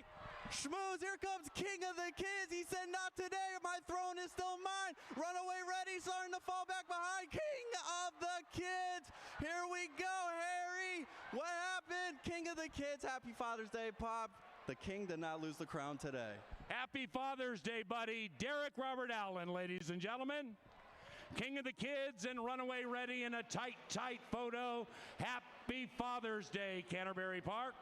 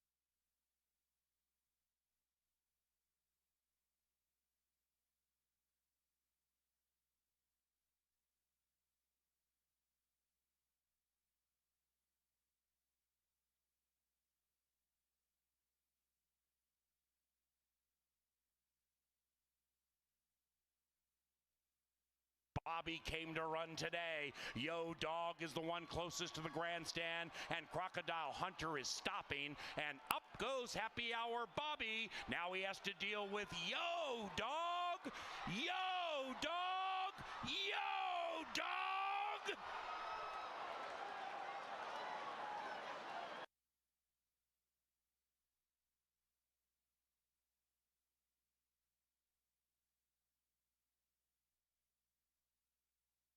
Whose lead is diminishing, and now Angel's Magic drifts out to the center of the track with an ever-diminishing lead. Here comes Zavy Dave, and there goes Zavy Dave right into the winner's circle. 5-3-4 in race 2.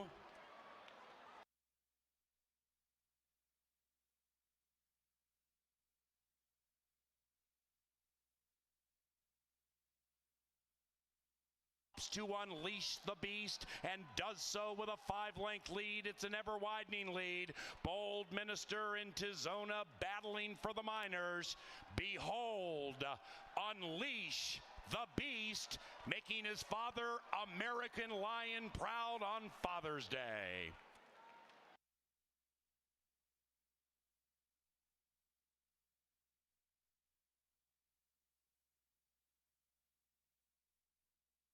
Of the kids rallies between runners Schmooze, also Glendale. Bring it on home, boy!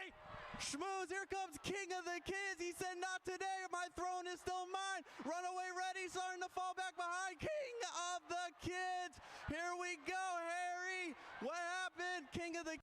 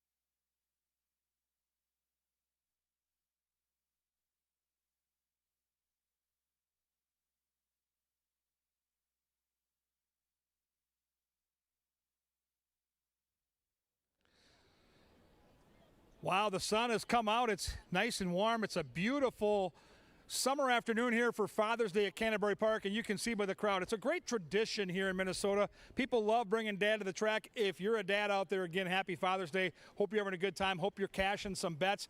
And the people have got it right. The favorites are winning so far today. We'll see if that trend continues. We're halfway through the card, and this race is 6 fillies battling at 6.5 furlongs. It's a maiden race. When you hear me talk about a maiden race, these are horses that have yet to get their first victory, so it should be an enterprising race to say the least, and we've got some really nice horses. We'll start with number 1, I'm So Funny.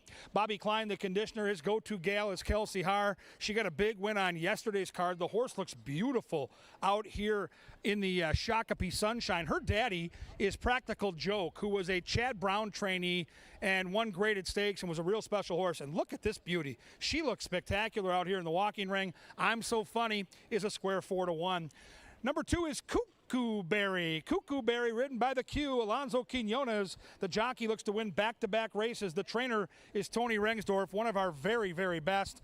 This horse has a couple of mixed running lines. Debuted here last September, ran pretty good, then went to Chicago and didn't pick up her feet. She's back here. She's got good workouts. You've got good human connections, and you've got a juicy price at 7-1. Angela Herman's looking for 3 straight winners on top. She's got Strawbella with Double H. Harry Hernandez rides for Larry Donlin. Second time off the layoff. Ran a good third last time when they put the blinkers on. That usually can signal the horse is cycling into a W. Strawbella looks like a major player here at 5-2. Number 4 is Midnight Lane.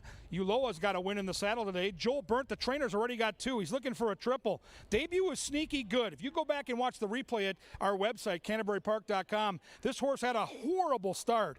You can draw a line through that. The 4 is going to make some noise at some point. Maybe today's the day with the hot trainer looking for a triple at 6-1. 5 is Sweet Milady. The bug boy, Barrios Lopez. Boy, has he been good. They paid $100,000 for this horse, and it's a Tampa shipper. Tampa shippers have been good at Canterbury here in the first month of racing.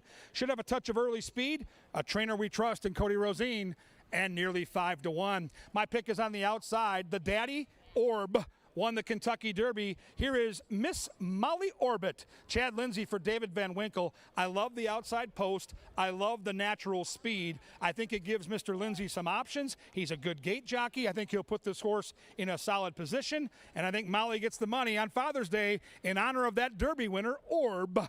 6.5 furlongs, 6 fillies battle. Somebody gets their first career victory. All these girls bred right here in the great state of Minnesota. Who do you like? Time to get your bets in. Don't forget, you can put your group on track. Work group, family group. You get discounts, you get food, you get prizes. You only do it if you go to the website, CanterburyPark.com, and click on that group sales tab. They'll be at the gate for race 5. The girls in about 8. Don't be late.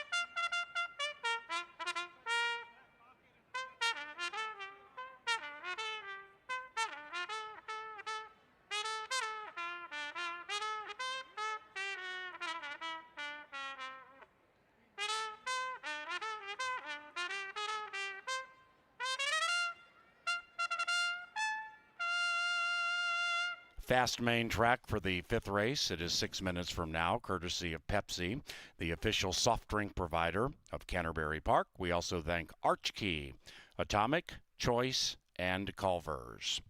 Be to the gate about 5 minutes from now.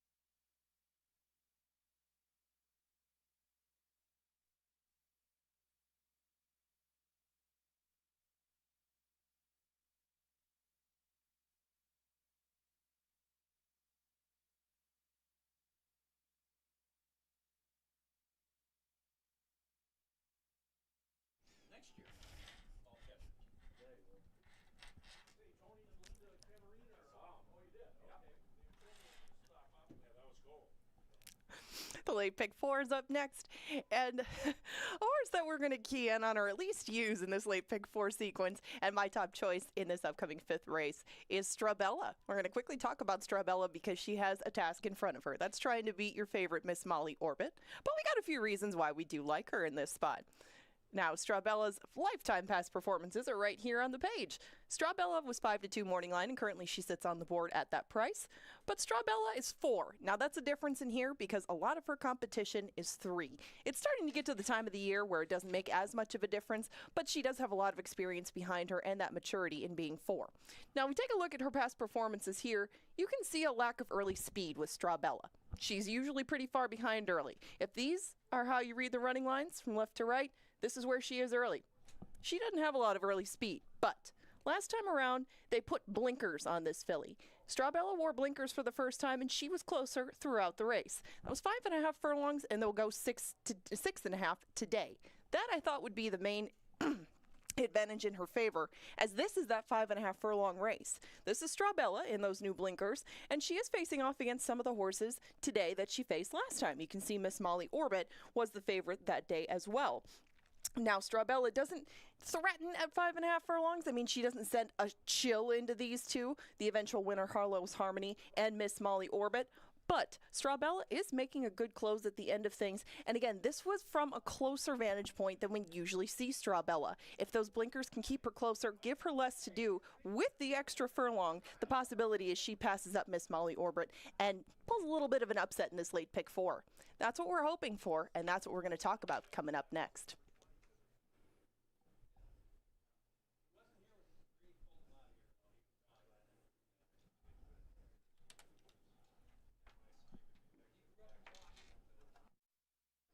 That is the pick 4 that we were talking about, and Strabella on screen, frozen at the moment, is my top pick. But we took a few shots against Miss Molly Orbit just with the hope that 6.5 might be stretching it a little bit for her. Take nothing away from her speed, take nothing away from her ability, or that good second that she put in last time out. It's just the distance. I thought maybe she would get softened up by a Kooky Berry, by a Sweet Milady, and maybe Strabella could take advantage. So 2, 3, and 5 for me in race number 5.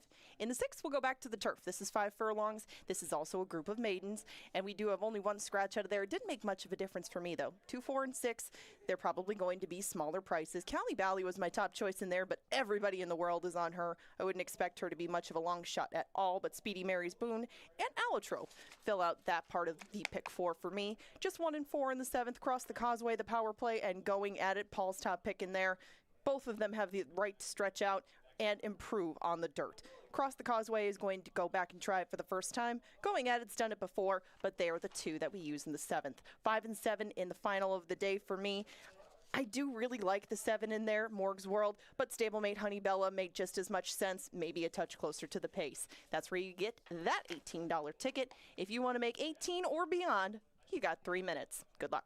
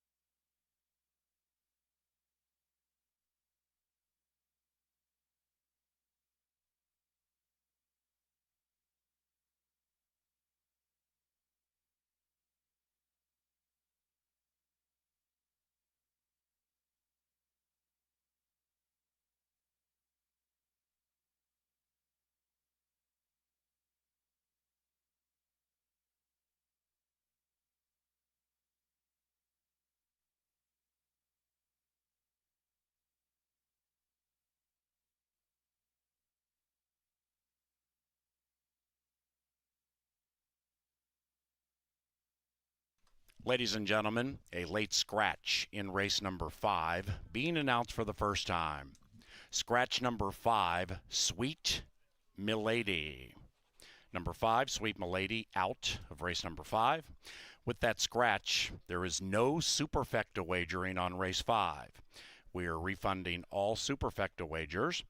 Regarding number 5, Sweet Milady, refunds for win, place, show, exacta, trifecta, and of course superfecta wagers, plus double wagers beginning in race 5.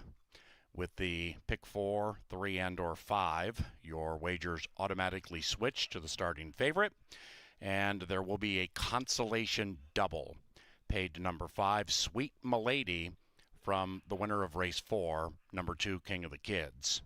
Number 5, Sweet Milady, a late scratch. No superfecta wagering in race 5. And if you want to re-wager and get your refund, you can do it right now. But you better hustle. We're going to hold this race up for a couple of minutes. If you would like to re-wager and or get your refunds, you can head to the windows or machines right now.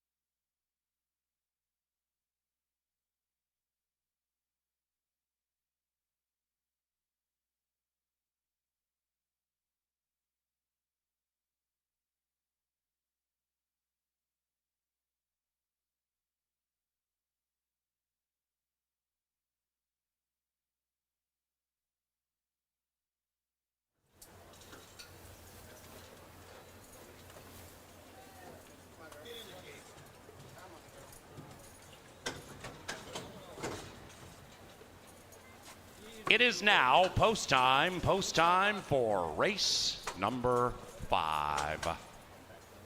Minus Sweet Milady. Miss Molly Orbit, 6-5, last in line. And they're racing in the Katarina Family Classic. And Miss Molly Orbit pops out of the gate showing speed. Miss Molly Orbit has gate to wire on her mind. I'm So Funny comes zinging through to the inside to contest second. And between them is Strawbella. Now Strawbella takes second. That one's to the inside of Midnight Lane. And the one in last is Kooky Berry. Ryder has the patriotic colors last, but only 5 lengths from the lead. And the lead belongs to Miss Molly Orbit, still leading it clearly. It's 1 apiece. Strawbella shoved on. That's the gray between them. I'm So Funny looking to win it with a whinny. After that, Midnight Lane circumnavigating, and the rider scrubbing on that 4. And then we come back to Kooky Berry, about 8 lengths from the front. They have a quarter of a mile to go. Chad Lindsay and Miss Molly Orbit have been calling the shot since the gates popped. And Miss Molly Orbit shows the way home. Strawbella right behind her. I'm So Funny to the inside. Nothing about which to giggle at this stage. Miss Molly Orbit 3. Outside Strawbella. Then it's I'm So Funny into the final football field. Miss Molly Orbit's on the wrong lead, but in the right place, the winner's circle.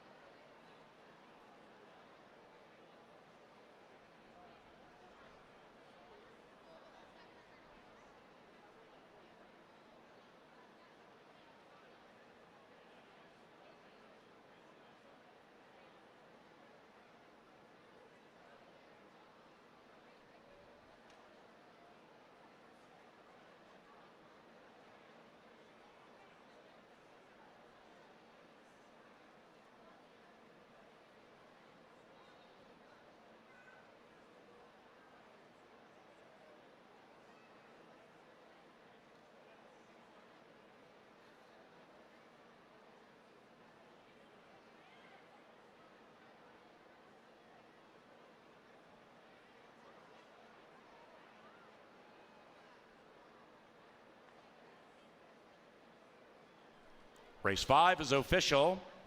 Into the winner's enclosure, she's Miss Molly Orbit, and he's Chad Lindsay. The winning owner, Pete Matson, and the winning trainer, David Van Winkle. Miss Molly Orbit was bred in Minnesota by the winning owner, Pete Matson, and the filly is a 3-year-old chestnut girl by Orb. out of Miss Molly by Golly. Behold, Miss Molly Orbit. Race number 6 is on a firm turf course, main track fast, by the way. Scratch number 8, 9 crowns.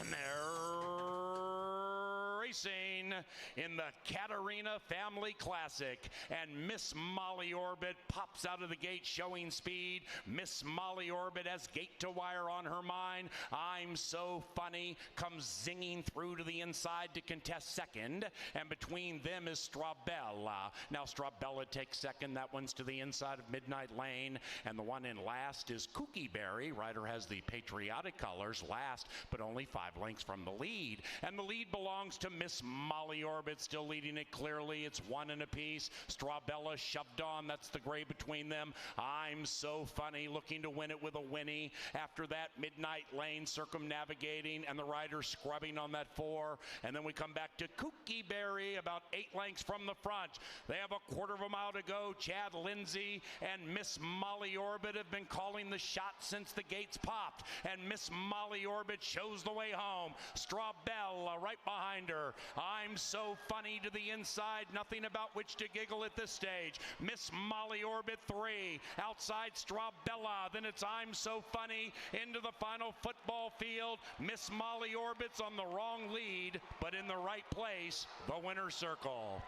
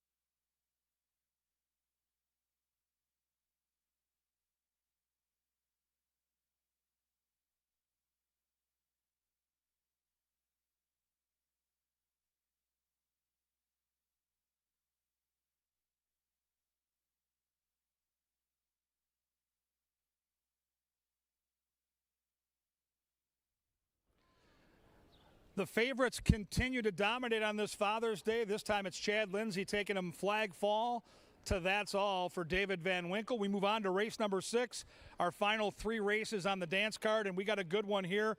Turf sprints are something that I think Canterbury does as well as anybody in the country. They're really fun races to watch, even more fun to bet, and interesting to handicap because turf sprints, it requires a specific type of racehorse. You better be bred for the lawn, and you better have some early lick.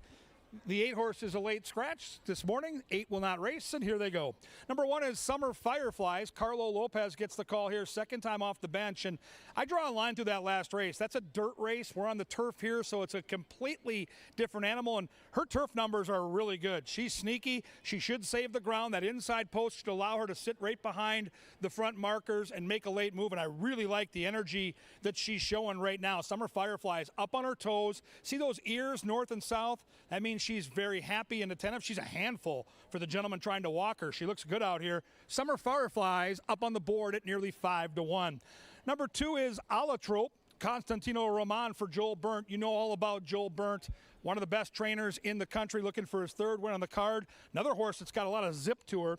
The trainer takes the blinkers off, so I would look for markedly more relaxed racing early. Sometimes blinkers key a horse up, and they run a little quicker early. You can see it in her running lines. She's shown an awful lot of early alacrity. Blinkers come off. Maybe she'll relax. She's got enough natural foot to stay in the race early, and she looks fantastic down here in the ring, and she's 4-1. Number 3 is Sassy Banker. How about the betting action here? The morning line set by a professional here was 20-1. Conspicuous up there at 8-1. Now, this horse hasn't shown much, but hasn't raced since last summer. So now she's a 4-year-old. She's working out well in the morning, and Bruce Reekin, the trainer, has brought in some big long shots over the years. Be warned, Brucey can bring the bombs. Luis Valenzuela will be the pilot, and people are betting.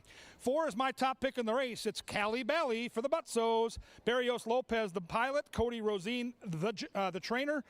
Mary's Boone. That's Eduardo Gallardo. Yeah, give him a hand. He showed a great bit of athletic ability. He gets right back up on there, and the fans love it. Well done, Eduardo. He wants to ride. This horse wants to run, so you got some positives there. And here comes Ari Hernandez playing to the crowd on the 7. That is Smart Leah. This horse trained by Chip Woolley, who trained a horse to win the Kentucky Derby. That's always exciting as well. Never dull down here in the walking ring as these youngsters head down the tunnel now. Everybody's good. Nobody got hurt. And it's a maiden race. They're looking for their first win, so this happens in a maiden race. Who do you like? The girls are going to dash 5 furlongs on that beautiful Canterbury turf. They'll be at the gate in around 8, and then they're going to get it home.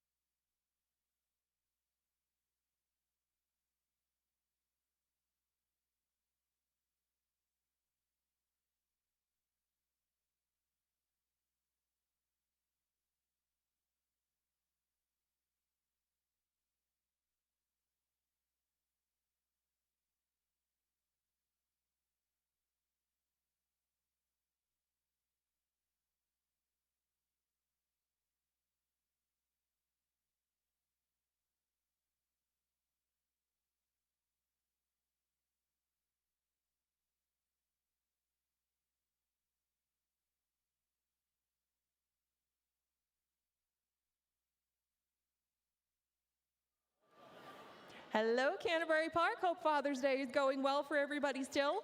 It's time to play Guess Dad's Answer. Now, I have a father and daughter tandem here today, and I am going to be asking the lovely Ireland here if she can match her dad in 3 responses. Now, if they get 1 right, they're going to get a backpack. 2 right, you're going to get that backpack, and you're going to get a grill set. And the grand prize comes if you guys can get 3 out of 3. So, you guys got the instructions, you got your whiteboards. Are you ready to try to answer some questions about him? Okay, question number 1. What is Dad's favorite food? Okay, you write down what you think it is. Dad, you write it down too. Keep it a secret. All right, do you have your answer? Okay.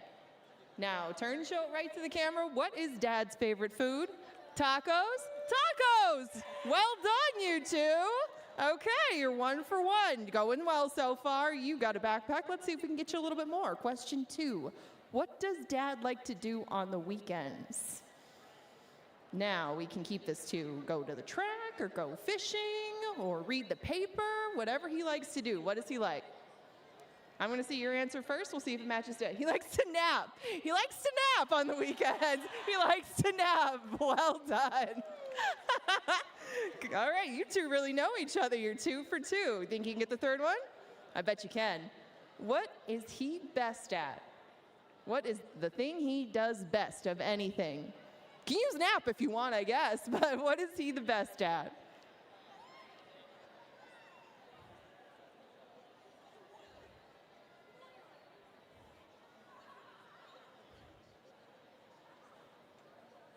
All right, time's up, Ireland. What do you think? What is he best at? He fixes things. Dance, Dad. Well, that's quite a talent set you have, Dad, but it's all right. I bet you're very good at fixing things, too. You guys you got a grill set, you got a backpack, and you're enjoying your Father's Day out here with us. Thank you both, and good job. Round of applause. Round of applause for these two. They know each other very, very well, and we thank you all for celebrating Father's Day with us. Now, race 6 is 2 minutes away.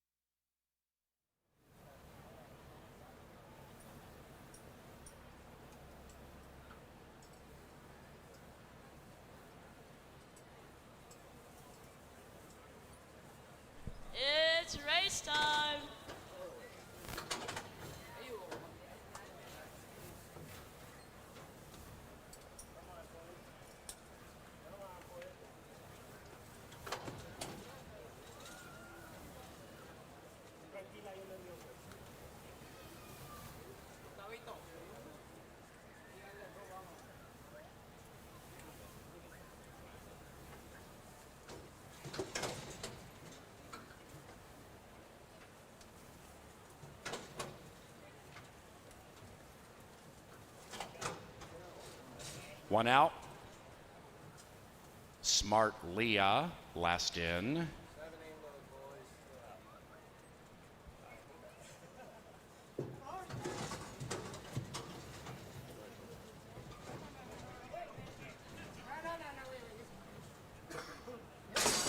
And they're racing, and Mary's Boone has terrific early speed, and Mary's Boone and Eduardo Gallardo steam clear by 3. Alatrope is in second. After that, Smart Leah racing to the outside of Russian to the wire. Then we come back to Cali Bally advancing on the outside, about 8 lengths from the front, 2.5 clear from Summer Fireflies, and Sassy Banker is the one in last, 12 lengths from front to back, and they're chasing Mary, and Mary's Boone is hoping to end in the winner's circle. Mary's Boone, 5 on Alatrope. Cali Bally from off the pace beginning to close in. Then it's Russian to the wire. They're inside the final 150, and Mary's Boone is not looking back, and Mary's Boone has beaten them easily, and they're all chasing after the wind.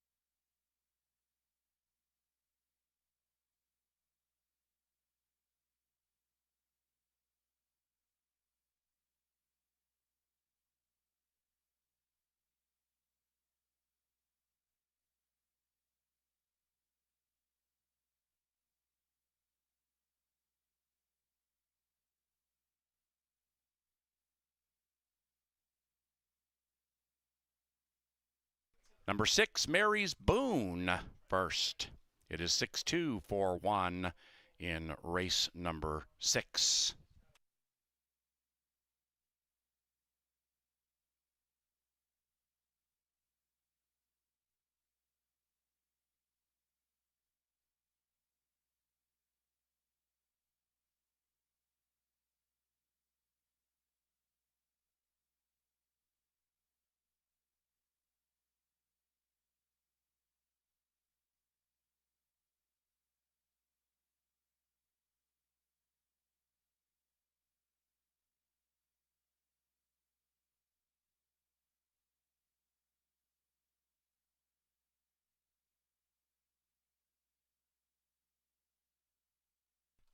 Race number 6 is official.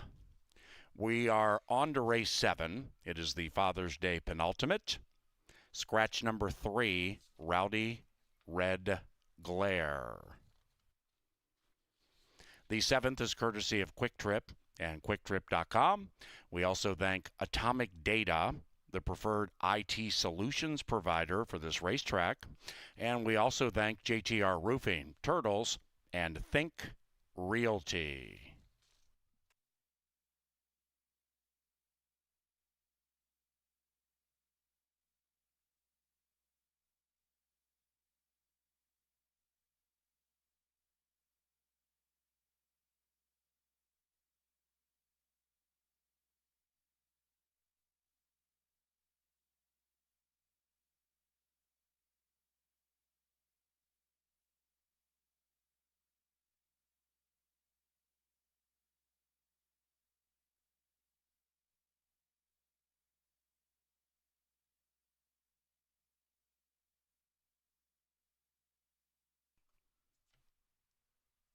Into the winner's enclosure, the victorious Mary's Boone and Eduardo Gallardo. The winning owners, Hugh Robertson, John Mentz, and Jeff Larson, and the winning trainer, Mac Robertson.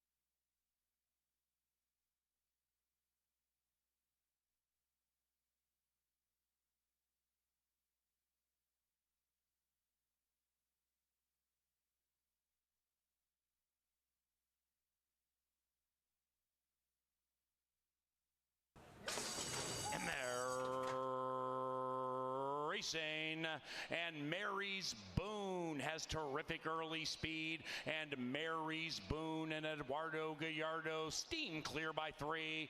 Alatrope is in second. After that, Smartly racing to the outside of Russian to the wire. Then we come back to Cali Bally advancing on the outside, about 8 lengths from the front, 2.5 clear from Summer Fireflies, and Sassy Banker is the one in last, 12 lengths from front to back, and they're chasing Mary, and Mary's Boone is hoping to end in the winner's circle. Mary's Boone 5 on Alatrope. Cali Bally from off the pace beginning to close in. Then it's Russian to the wire. They're inside the final 150, and Mary's Boone is not looking back, and Mary's Boone has beaten them easily, and they're all chasing after the wind.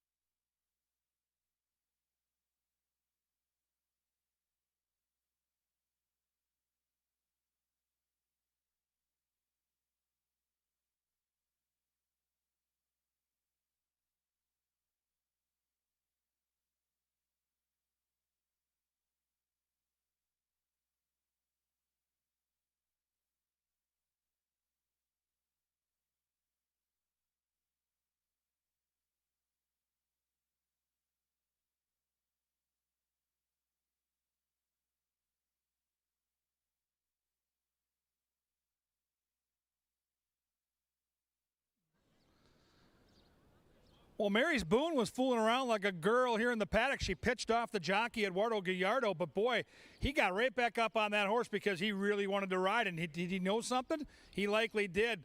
Gallardo and Mac Robertson score another victory. They're second on the card. I think they look very live here in race number 7. Another maiden race. Horse is looking for that first career victory.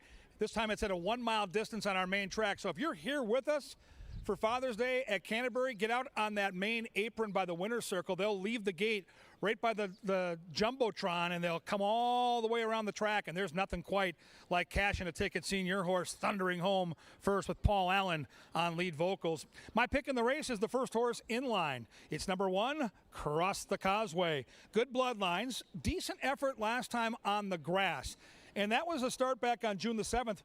But he hadn't raced since way back last summer in August, and he looked good last year on the main track. Ran against a horse called Chase the Chaos, who ended up in the Preakness Stakes a month ago. So this horse, I think, has some sneaky good class to him. Still looking for that first win. Doesn't need the lead, but has enough natural speed to take advantage of the inside post. I get a jockey and a trainer that already have won twice. Yes, please. Cross the Causeway is 7-2. If you like early speed, you might enjoy betting on the 2 Class Compounds. The Bug Boy, Barrios Lopez for Chip Woolley, turf to dirt, loads of speed, good-looking horse here in the walking ring. You can see a real handful, right? Ears are up, good muscle. I'm thinking the 2 is going to be gunned out of that gate, looking to try to steal away on the front end. We'll see how far Class Compounds can go. If you cash on this one, you're going to get paid, too. It's 8-1. 4 is Going At It. Constantino Roman for Joel Burnt. Those are connections to keep an eye on all summer long. Horse ships in from Chicago. Chicago shippers over the years have always done very, very well here at Canterbury. This horse likely going to sit off the pace and try to make a move later in the race. And on the board right now, getting bet, Paul Allen's selection is 2-1. 5 is Alcazaba.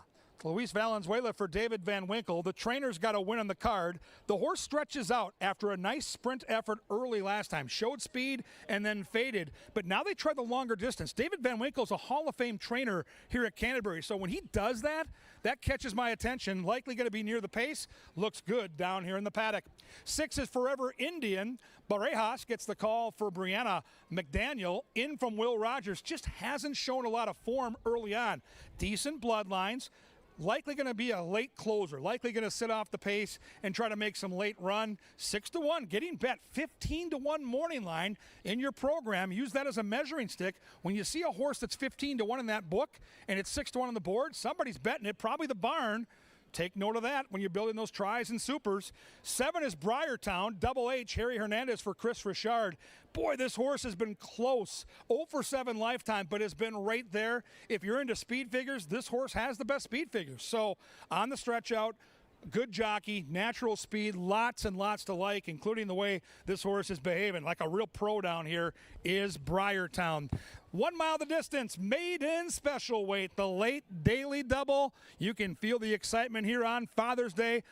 Want to say a quick hello to Reed Varner and all his friends from Burnsville, live in Minnetonka now, a group that came to the track today and having a good old time at Canterbury. Happy Father's Day to Reed Varner. Fun to have that group with us. Put your group on track. Head to CanterburyPark.com. Discounts on tickets, food, and it's a great place to entertain family and friends. Right now, we're going to entertain you with race number 7 coming up, coming at you next. Next.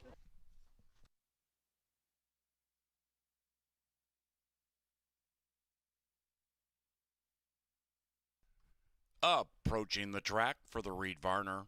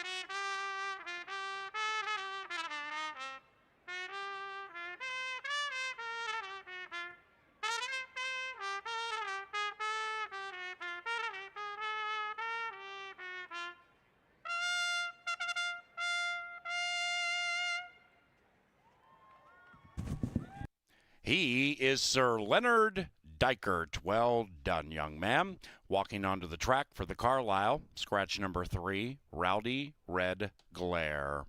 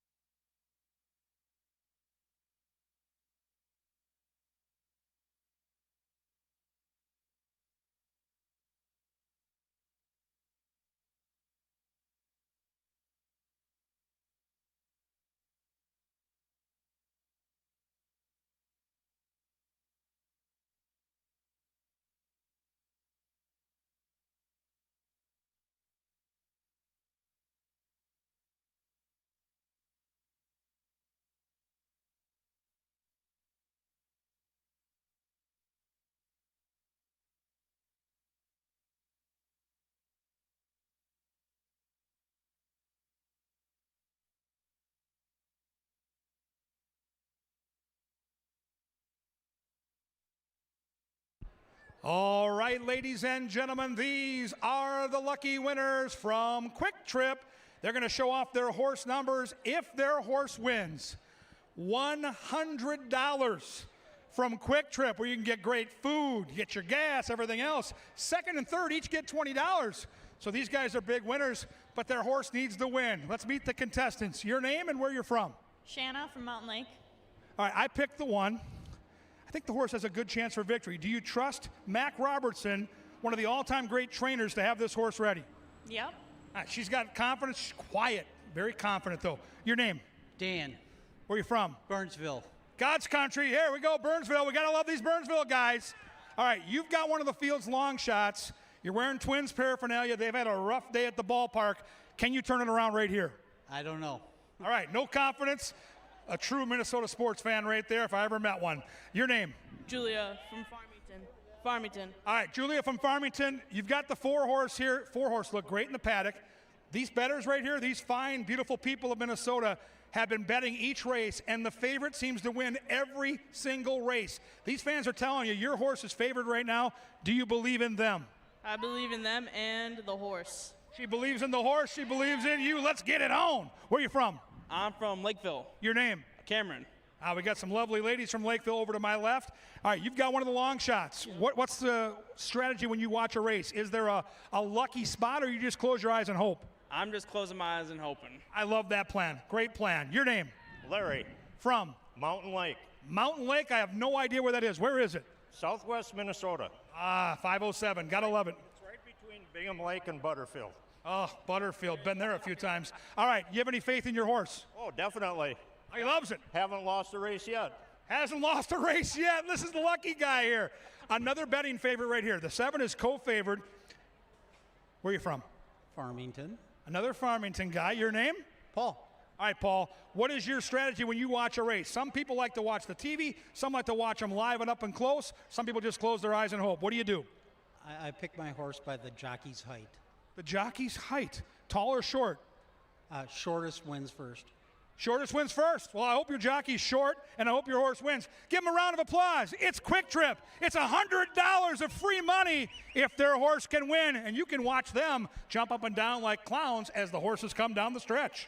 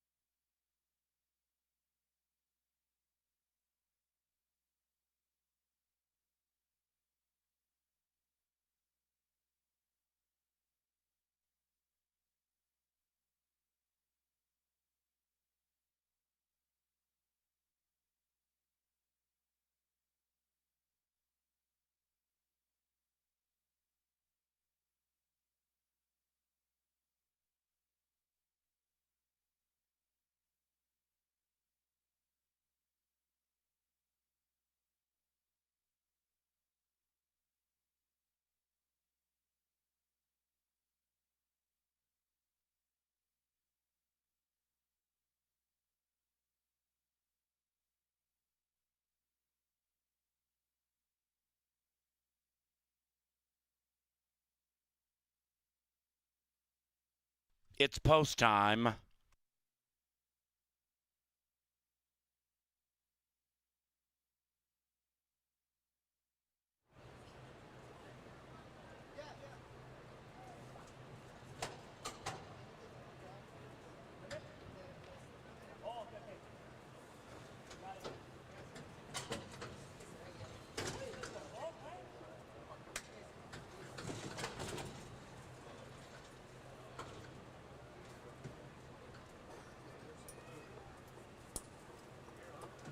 One out.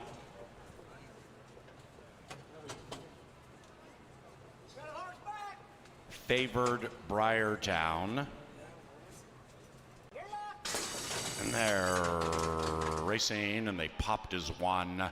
Cross the causeway with the hot jock. Pops out nicely to the inside.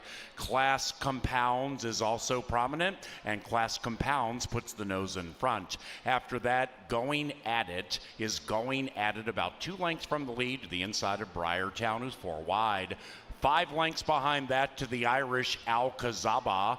Then the one in last is Forever Indian. 9 covers them on a sun-splashed Sunday at Canterbury Park. Class Compounds a half.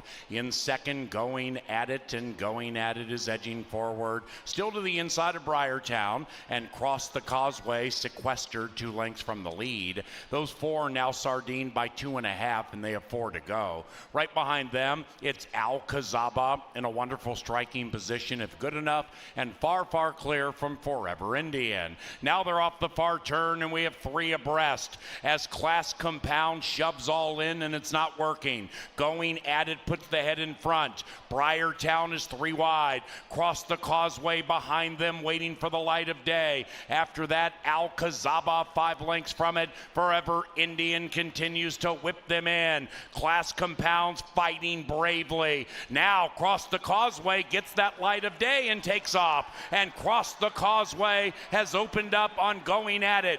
Briartown can only watch Cross the Causeway run away, and it's Cross the Causeway making his daddy cross traffic proud on Father's Day. It's 1-7-4 in race 7.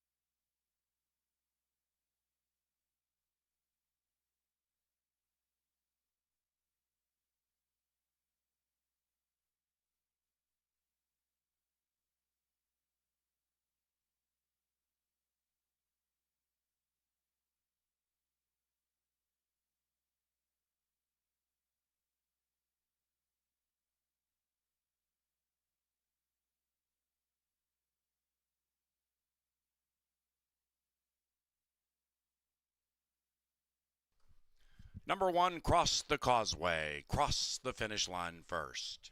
1-7-4, and a photo for 4th.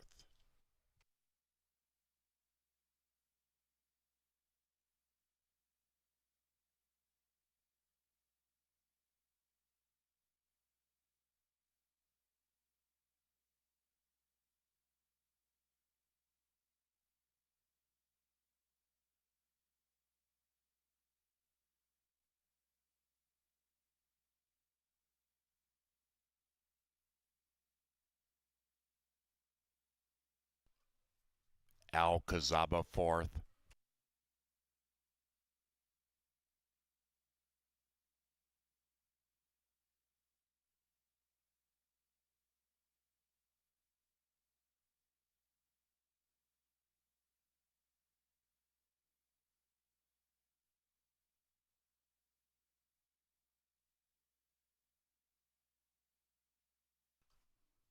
The 7th race is official. Exacta $6.50, trifecta $6.25, superfecta $2.40, 6-1 double 9. The 8th race is the final live race. We go back to a firm turf course, scratch number 2, my last red set. Parents, don't forget, about 10 minutes after the 8th race, we bring the kids onto the dirt track for a couple of races. We do this every Sunday. The first race is for children 7 years of age and younger, and the second for those 8 and older. That's about 10 minutes after the upcoming race, the 8th, or about 35 minutes from now.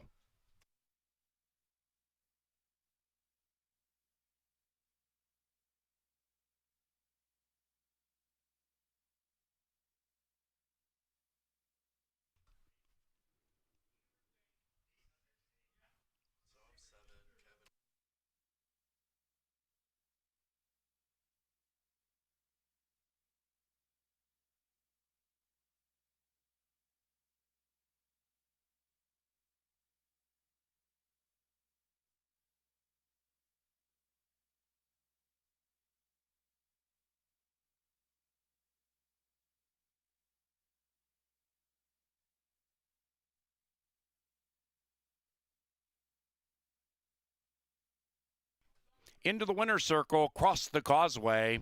3 victories today for Eduardo Gallardo. Likewise for trainer Mac Robertson and the winning owner, Novogratz Racing.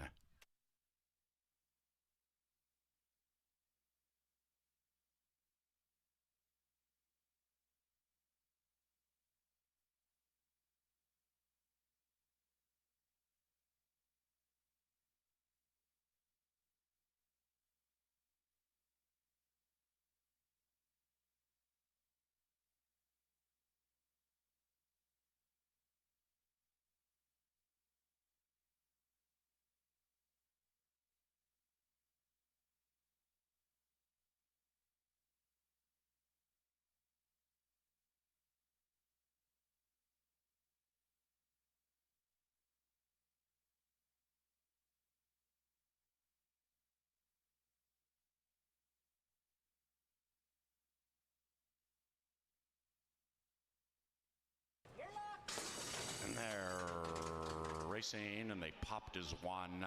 Cross the causeway with the hot jock. Pops out nicely to the inside. Class Compounds is also prominent, and Class Compounds puts the nose in front. After that, Going At It is Going At It about 2 lengths from the lead to the inside of Briartown, who's 4 wide. 5 lengths behind that to the Irish Alcazaba. Then the one in last is Forever Indian. 9 covers them on a sun-splashed Sunday at Canterbury Park. Class Compounds a half. In second, Going At It, and Going At It is edging forward. Still to the inside of Briartown, and Cross the Causeway sequestered 2 lengths from the lead. Those 4 are now sardined by 2.5, and they have 4 to go. Right behind them, it's Alcazaba in a wonderful striking position, if good enough, and far, far clear from Forever Indian. Now they're off the far turn, and we have 3 abreast as Class Compound shoves all in, and it's not working. Going At It puts the head in front. Briartown is 3 wide. Cross the causeway behind them, waiting for the light of day. After that, Alcazaba 5 lengths from it. Forever Indian continues to whip them in. Class Compounds fighting bravely. Now Cross the Causeway gets that light of day and takes off. And Cross the Causeway has opened up on Going At It. Briartown can only watch Cross the Causeway run away, and it's Cross the Causeway making his daddy cross traffic proud on Father's Day. It's 174 in race 7.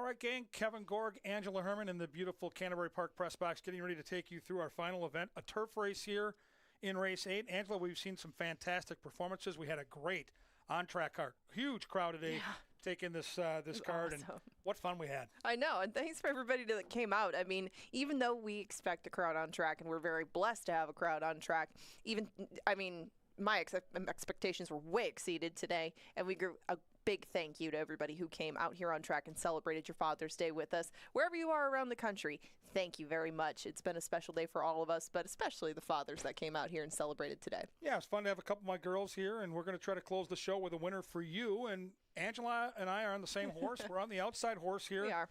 Morg's World's a horse that, she's been good. She hasn't got quite over the hump, but she's still just a 4-year-old filly.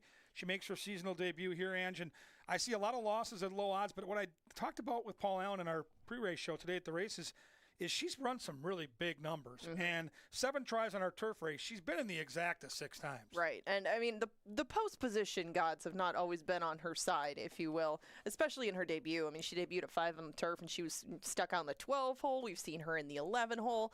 And she's not a filly that can necessarily make her own trip. I mean, she can get herself into the race, but she doesn't have that quick turn of foot where she can go get over to the rail, in a few strides. She needs a little room to get going, but Morgan's World, I thought, with the 7-horse field, with the outside post, with the scratch, made a little too much sense. I'm really surprised that she's 3-1, but that's not going to last whatsoever. I don't think it'll last, but I do think there are horses in here to take a look at. One of them I want to talk about is the 3 Roland Blackout. With the scratch of the 2, I still see other speed in here, but that does help Roland Blackout's case. Kelsey Haar got a win yesterday. I think she's really good on speed horses. What do you think of Roland Blackout? Well, she kind of reminds me of another horse from this camp, and her name is Mizana. And she's one of these horses that doesn't have a set style, doesn't have a set distance. She can really just do what you ask her to do, and she can go and put herself into the race too. But Roland Blackout seems more like a Jill of all trades rather than a master of one. So Roland Blackout is just a horse that I can't dive in on at 2-1. If you gave me 12-1 on her, maybe. But just given the inconsistency that has been posted thus far by her, even though it usually gets a piece, I got to use her underneath. And we have a lot of fun watching every single race from the press box together. We just watched Eduardo Gallardo, the hot jockey today, put on a brilliant ride. Very nice. In race number 7. So what will be the strategy with the hot jock for the hot trainer again on Honey Bella? Wouldn't you think that this horse is going to the lead? I mean, last time I didn't expect her to show the speed that she did, but she went to go try beat Princess Livia at her own game. I mean, she kept herself in it for a long time, and she broke really well. I mean, she was hard urged, kept herself a little bit in front of Princess Livia. She couldn't hold her off, but she ran very, very well in defeat. You'd think that Honey Bella, being able to stretch that speed, should be able to probably get a similar trip to Roland Blackout, right? I think so. Yeah, I think they'll both be there, top of the stretch, and if either one can get separated and get loose, they can win. The last horse we'll talk about is the 6, Desert Glow. And again, Angela and I both like the 7, Morg's World. I thought the 6 was a horse you almost had to use if you were building trifectas or superfectas. Your thoughts? She pulled a big upset when she broke her maiden last year, 27-1, and did it from the 10 hole. That was a really nice ride by Crystal Conning, but they haven't been able to duplicate it since because she hasn't got comfortable up front. I didn't think she could do it in here. I didn't think she could do it with Willow My Girl, Countess of Cairo, Honey Bella, and even Roland Blackout when she feels like it. So Desert Glow, though she does like this turf course, probably won't get the same scenario that she did the day that she came home in front. I think they'll have to take her off the pace. We'll see if Lindy Wade can do that because she's done both. She's gone to the front. She's also sat off and passed horses. Bottom line is you get to make the final decision. It's your money. It's the last race of the day, and it's Father's Day. Happy Father's Day to all the dads out there, especially our favorite dad, Daddy-O Paul Allen, who will call this race downstairs. Good luck to all you fans, and come back Wednesday. It's one of our biggest race days of the year. Northern Stars Turf Festival. We race Wednesday at 5 o'clock. We'll be live on Fox Sports 1. It's going to be a lot of fun. Join us then. Right now, good luck in the last from Angie and KG.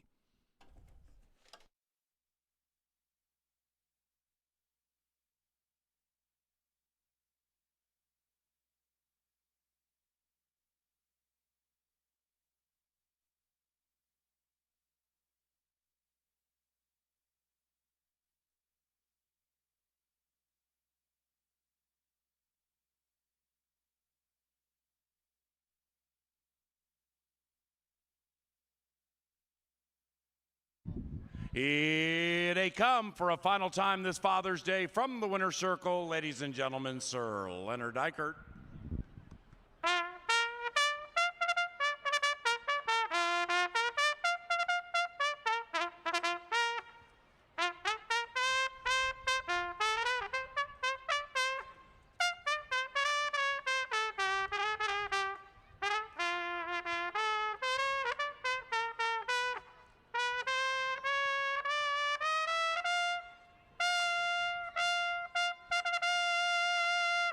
Canterbury Park's Louis Armstrong, ladies and gentlemen. Happy Father's Day. Love you. Here they come for the 8th and final live race, scratch number 2. And post time about 7 minutes from now.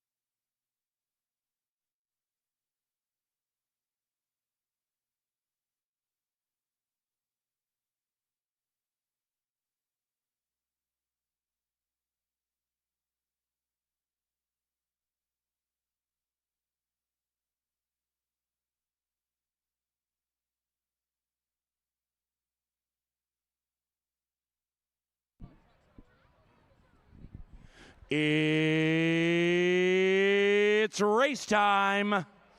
Into the gate for the 8th. Best of luck with those pick 5 wagers. If you're looking to close here, Morg's World and Rollin' Blackout, each 2-1. Honey Bella, 3-1. Desert Glow, 5-1. Countess of Cairo, currently the field's long shot, at 8-1. Morg's World, last in. Good luck. 4, rambunctious. And they're racing.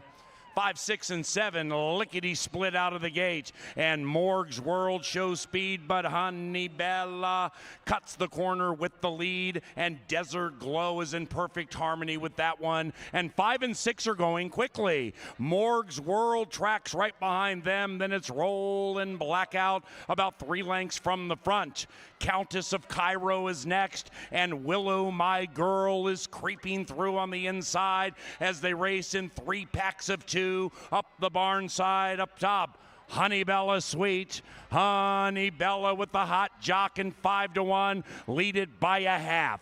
Desert Glow in second by a length and a half. Rollin' Blackout in third by a half. Big O right in front of me by a length and a half. Countess of Cairo is wide, and Willow My Girl sequestered as they head off the far turn, and up goes Desert Glow at 3.5-1.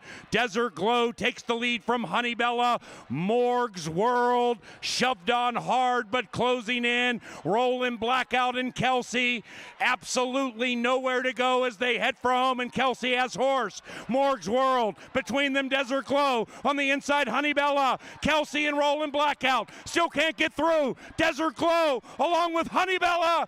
Desert Glow, the glow of the winner's circle, illuminates.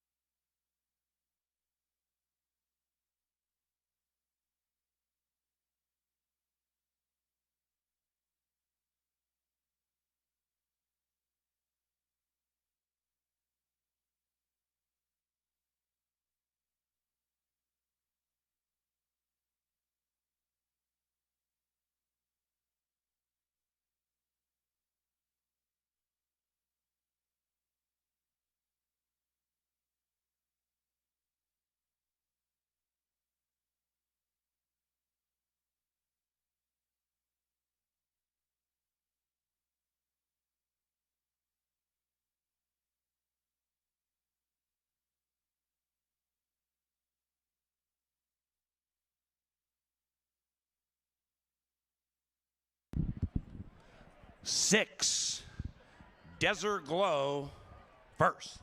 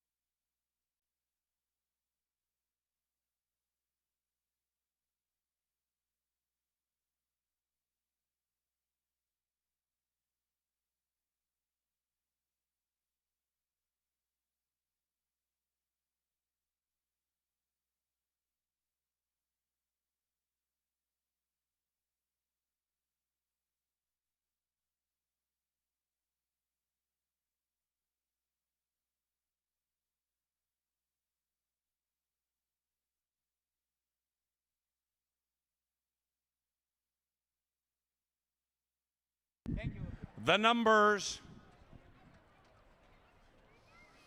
6, 7, 5, 3. 6, 7 exacta, 6, 7, 5 trifecta, 6, 7, 5, 3 superfecta. John Gruen, please report to the petting zoo to claim your hamster collection. John Gruen to the petting zoo. Numbers are unofficial.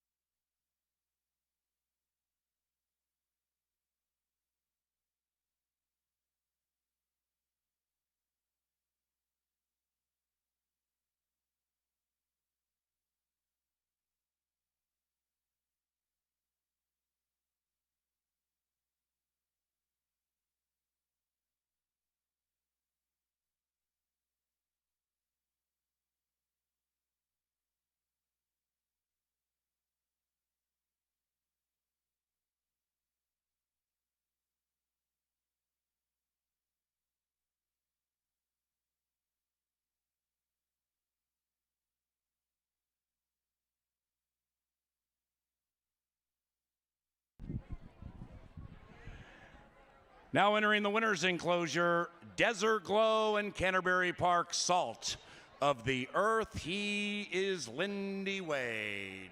$14.99 though. Desert Glow is owned by Chad Keene and the winning trainer, Tony Rengstorff.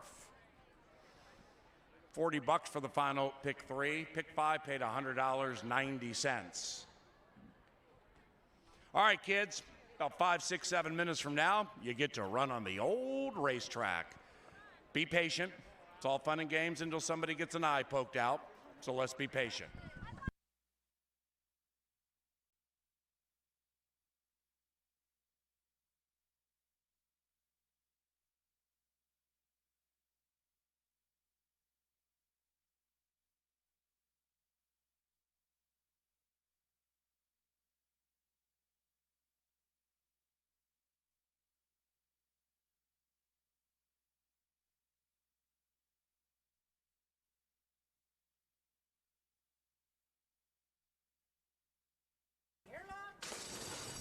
And they're racing 5, 6, and 7.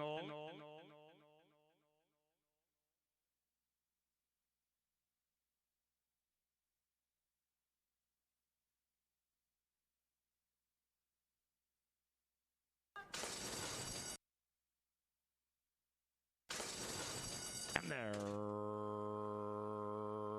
racing 5, 6, and 7, lickety split out of the gate, and Morg's World shows speed, but Honeybella cuts the corner with the lead, and Desert Glow is in perfect harmony with that one, and 5 and 6 are going quickly. Morg's World tracks right behind them, then it's Rollin' Blackout about 3 lengths from the front. Countess of Cairo is next, and Willow My Girl is creeping through on the inside as they race in 3 packs of 2 up the barn side up top. Honeybella Sweet. Honeybella with the hot jock and 5-1, leaded by a half. Desert Glow in second by a length and a half. Rollin' Blackout in third by a half. Big O right in front of me by a length and a half. Countess of Cairo is wide, and Willow My Girl sequestered as they head off the far turn, and up goes Desert Glow at 3.5 to 1. Desert Glow takes the lead from Honeybella. Morg's World World, shoved on hard but closing in. Rolling Blackout and Kelsey, absolutely nowhere to go as they head for home, and Kelsey has horse. Morg's World, between them Desert Glow, on the inside Honeybella. Kelsey and Rolling Blackout, still can't get through. Desert Glow along with Honeybella. Desert Glow, the glow of the winner's circle, illuminates.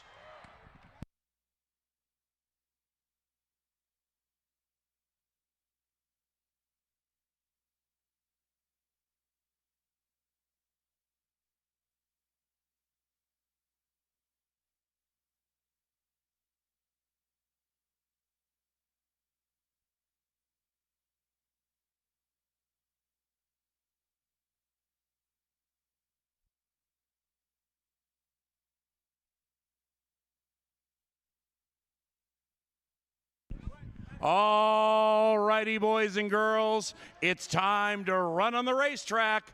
The first group is those 7 years of age and younger. Come on in, and don't forget when you come in, make sure to poke the guy in the blue blazer right in the side. Go on and give him a good one. Come on. Thank you. High fives for everybody. High five right here. High five. Come on, kids. Make sure to poke the guy in the blue blazer right in the sides. He loves it. Savannah Bananas, you got to get that, man. You left something on the table. Go on and get him. Go on and get him. Oh, he was coming over there. He was coming after those sides. Come on, 7 years of age and younger. Little man right here said skull, so I'm pulling for him. 7 years of age and younger.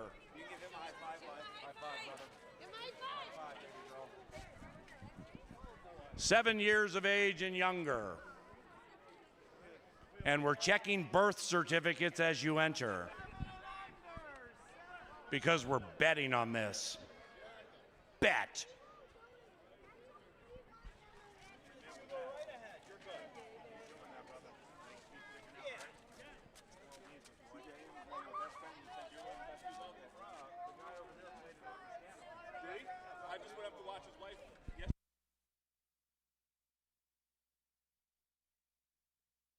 All righty, about ready to close this gate.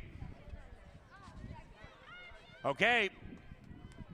Now wait for me, all right? Kids, you're gonna run down to the finish line and then run back, okay? Ready, go! Here come the little baby boys and girls, and they're surging as we have a very large crowd for the 7 and under as they turn around. The girl with the ponytails and glasses has the lead, overtaken by the kid in the black shirt. He looked for competition and sees none, and he wins. Beautifully done. My man, what's your name? Clemente. Clemente? Yeah. Clemente, very fast. Congratulations. Thank you. Clemente. Soy Pablito. Clemente. Thank you. Y'all can depart the racetrack now. My man with the hair. Beautiful hair. Nice job. Nice job, everybody. Great job, children. Watch out for that tire. It gets you every time. I think the Vikings are going to do this here.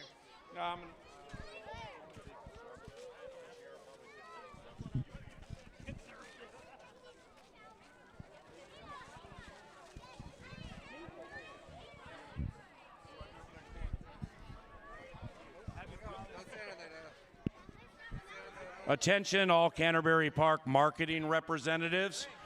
Please let the record show when John Gruen is not leading the kids race, they depart in an orderly fashion. But when he is, it's a clomp just like this.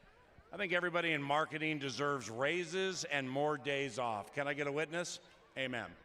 I don't know, boy, we might have to hold you back a year. Hey, Johnny, they're supposed to go out the other gate, brother. Paging for Linda Erickson. Paging for John Hardy, Shay, and the Hardy horseshoe toss. All right, those of you 8 and older, we promise we'll have a race here shortly.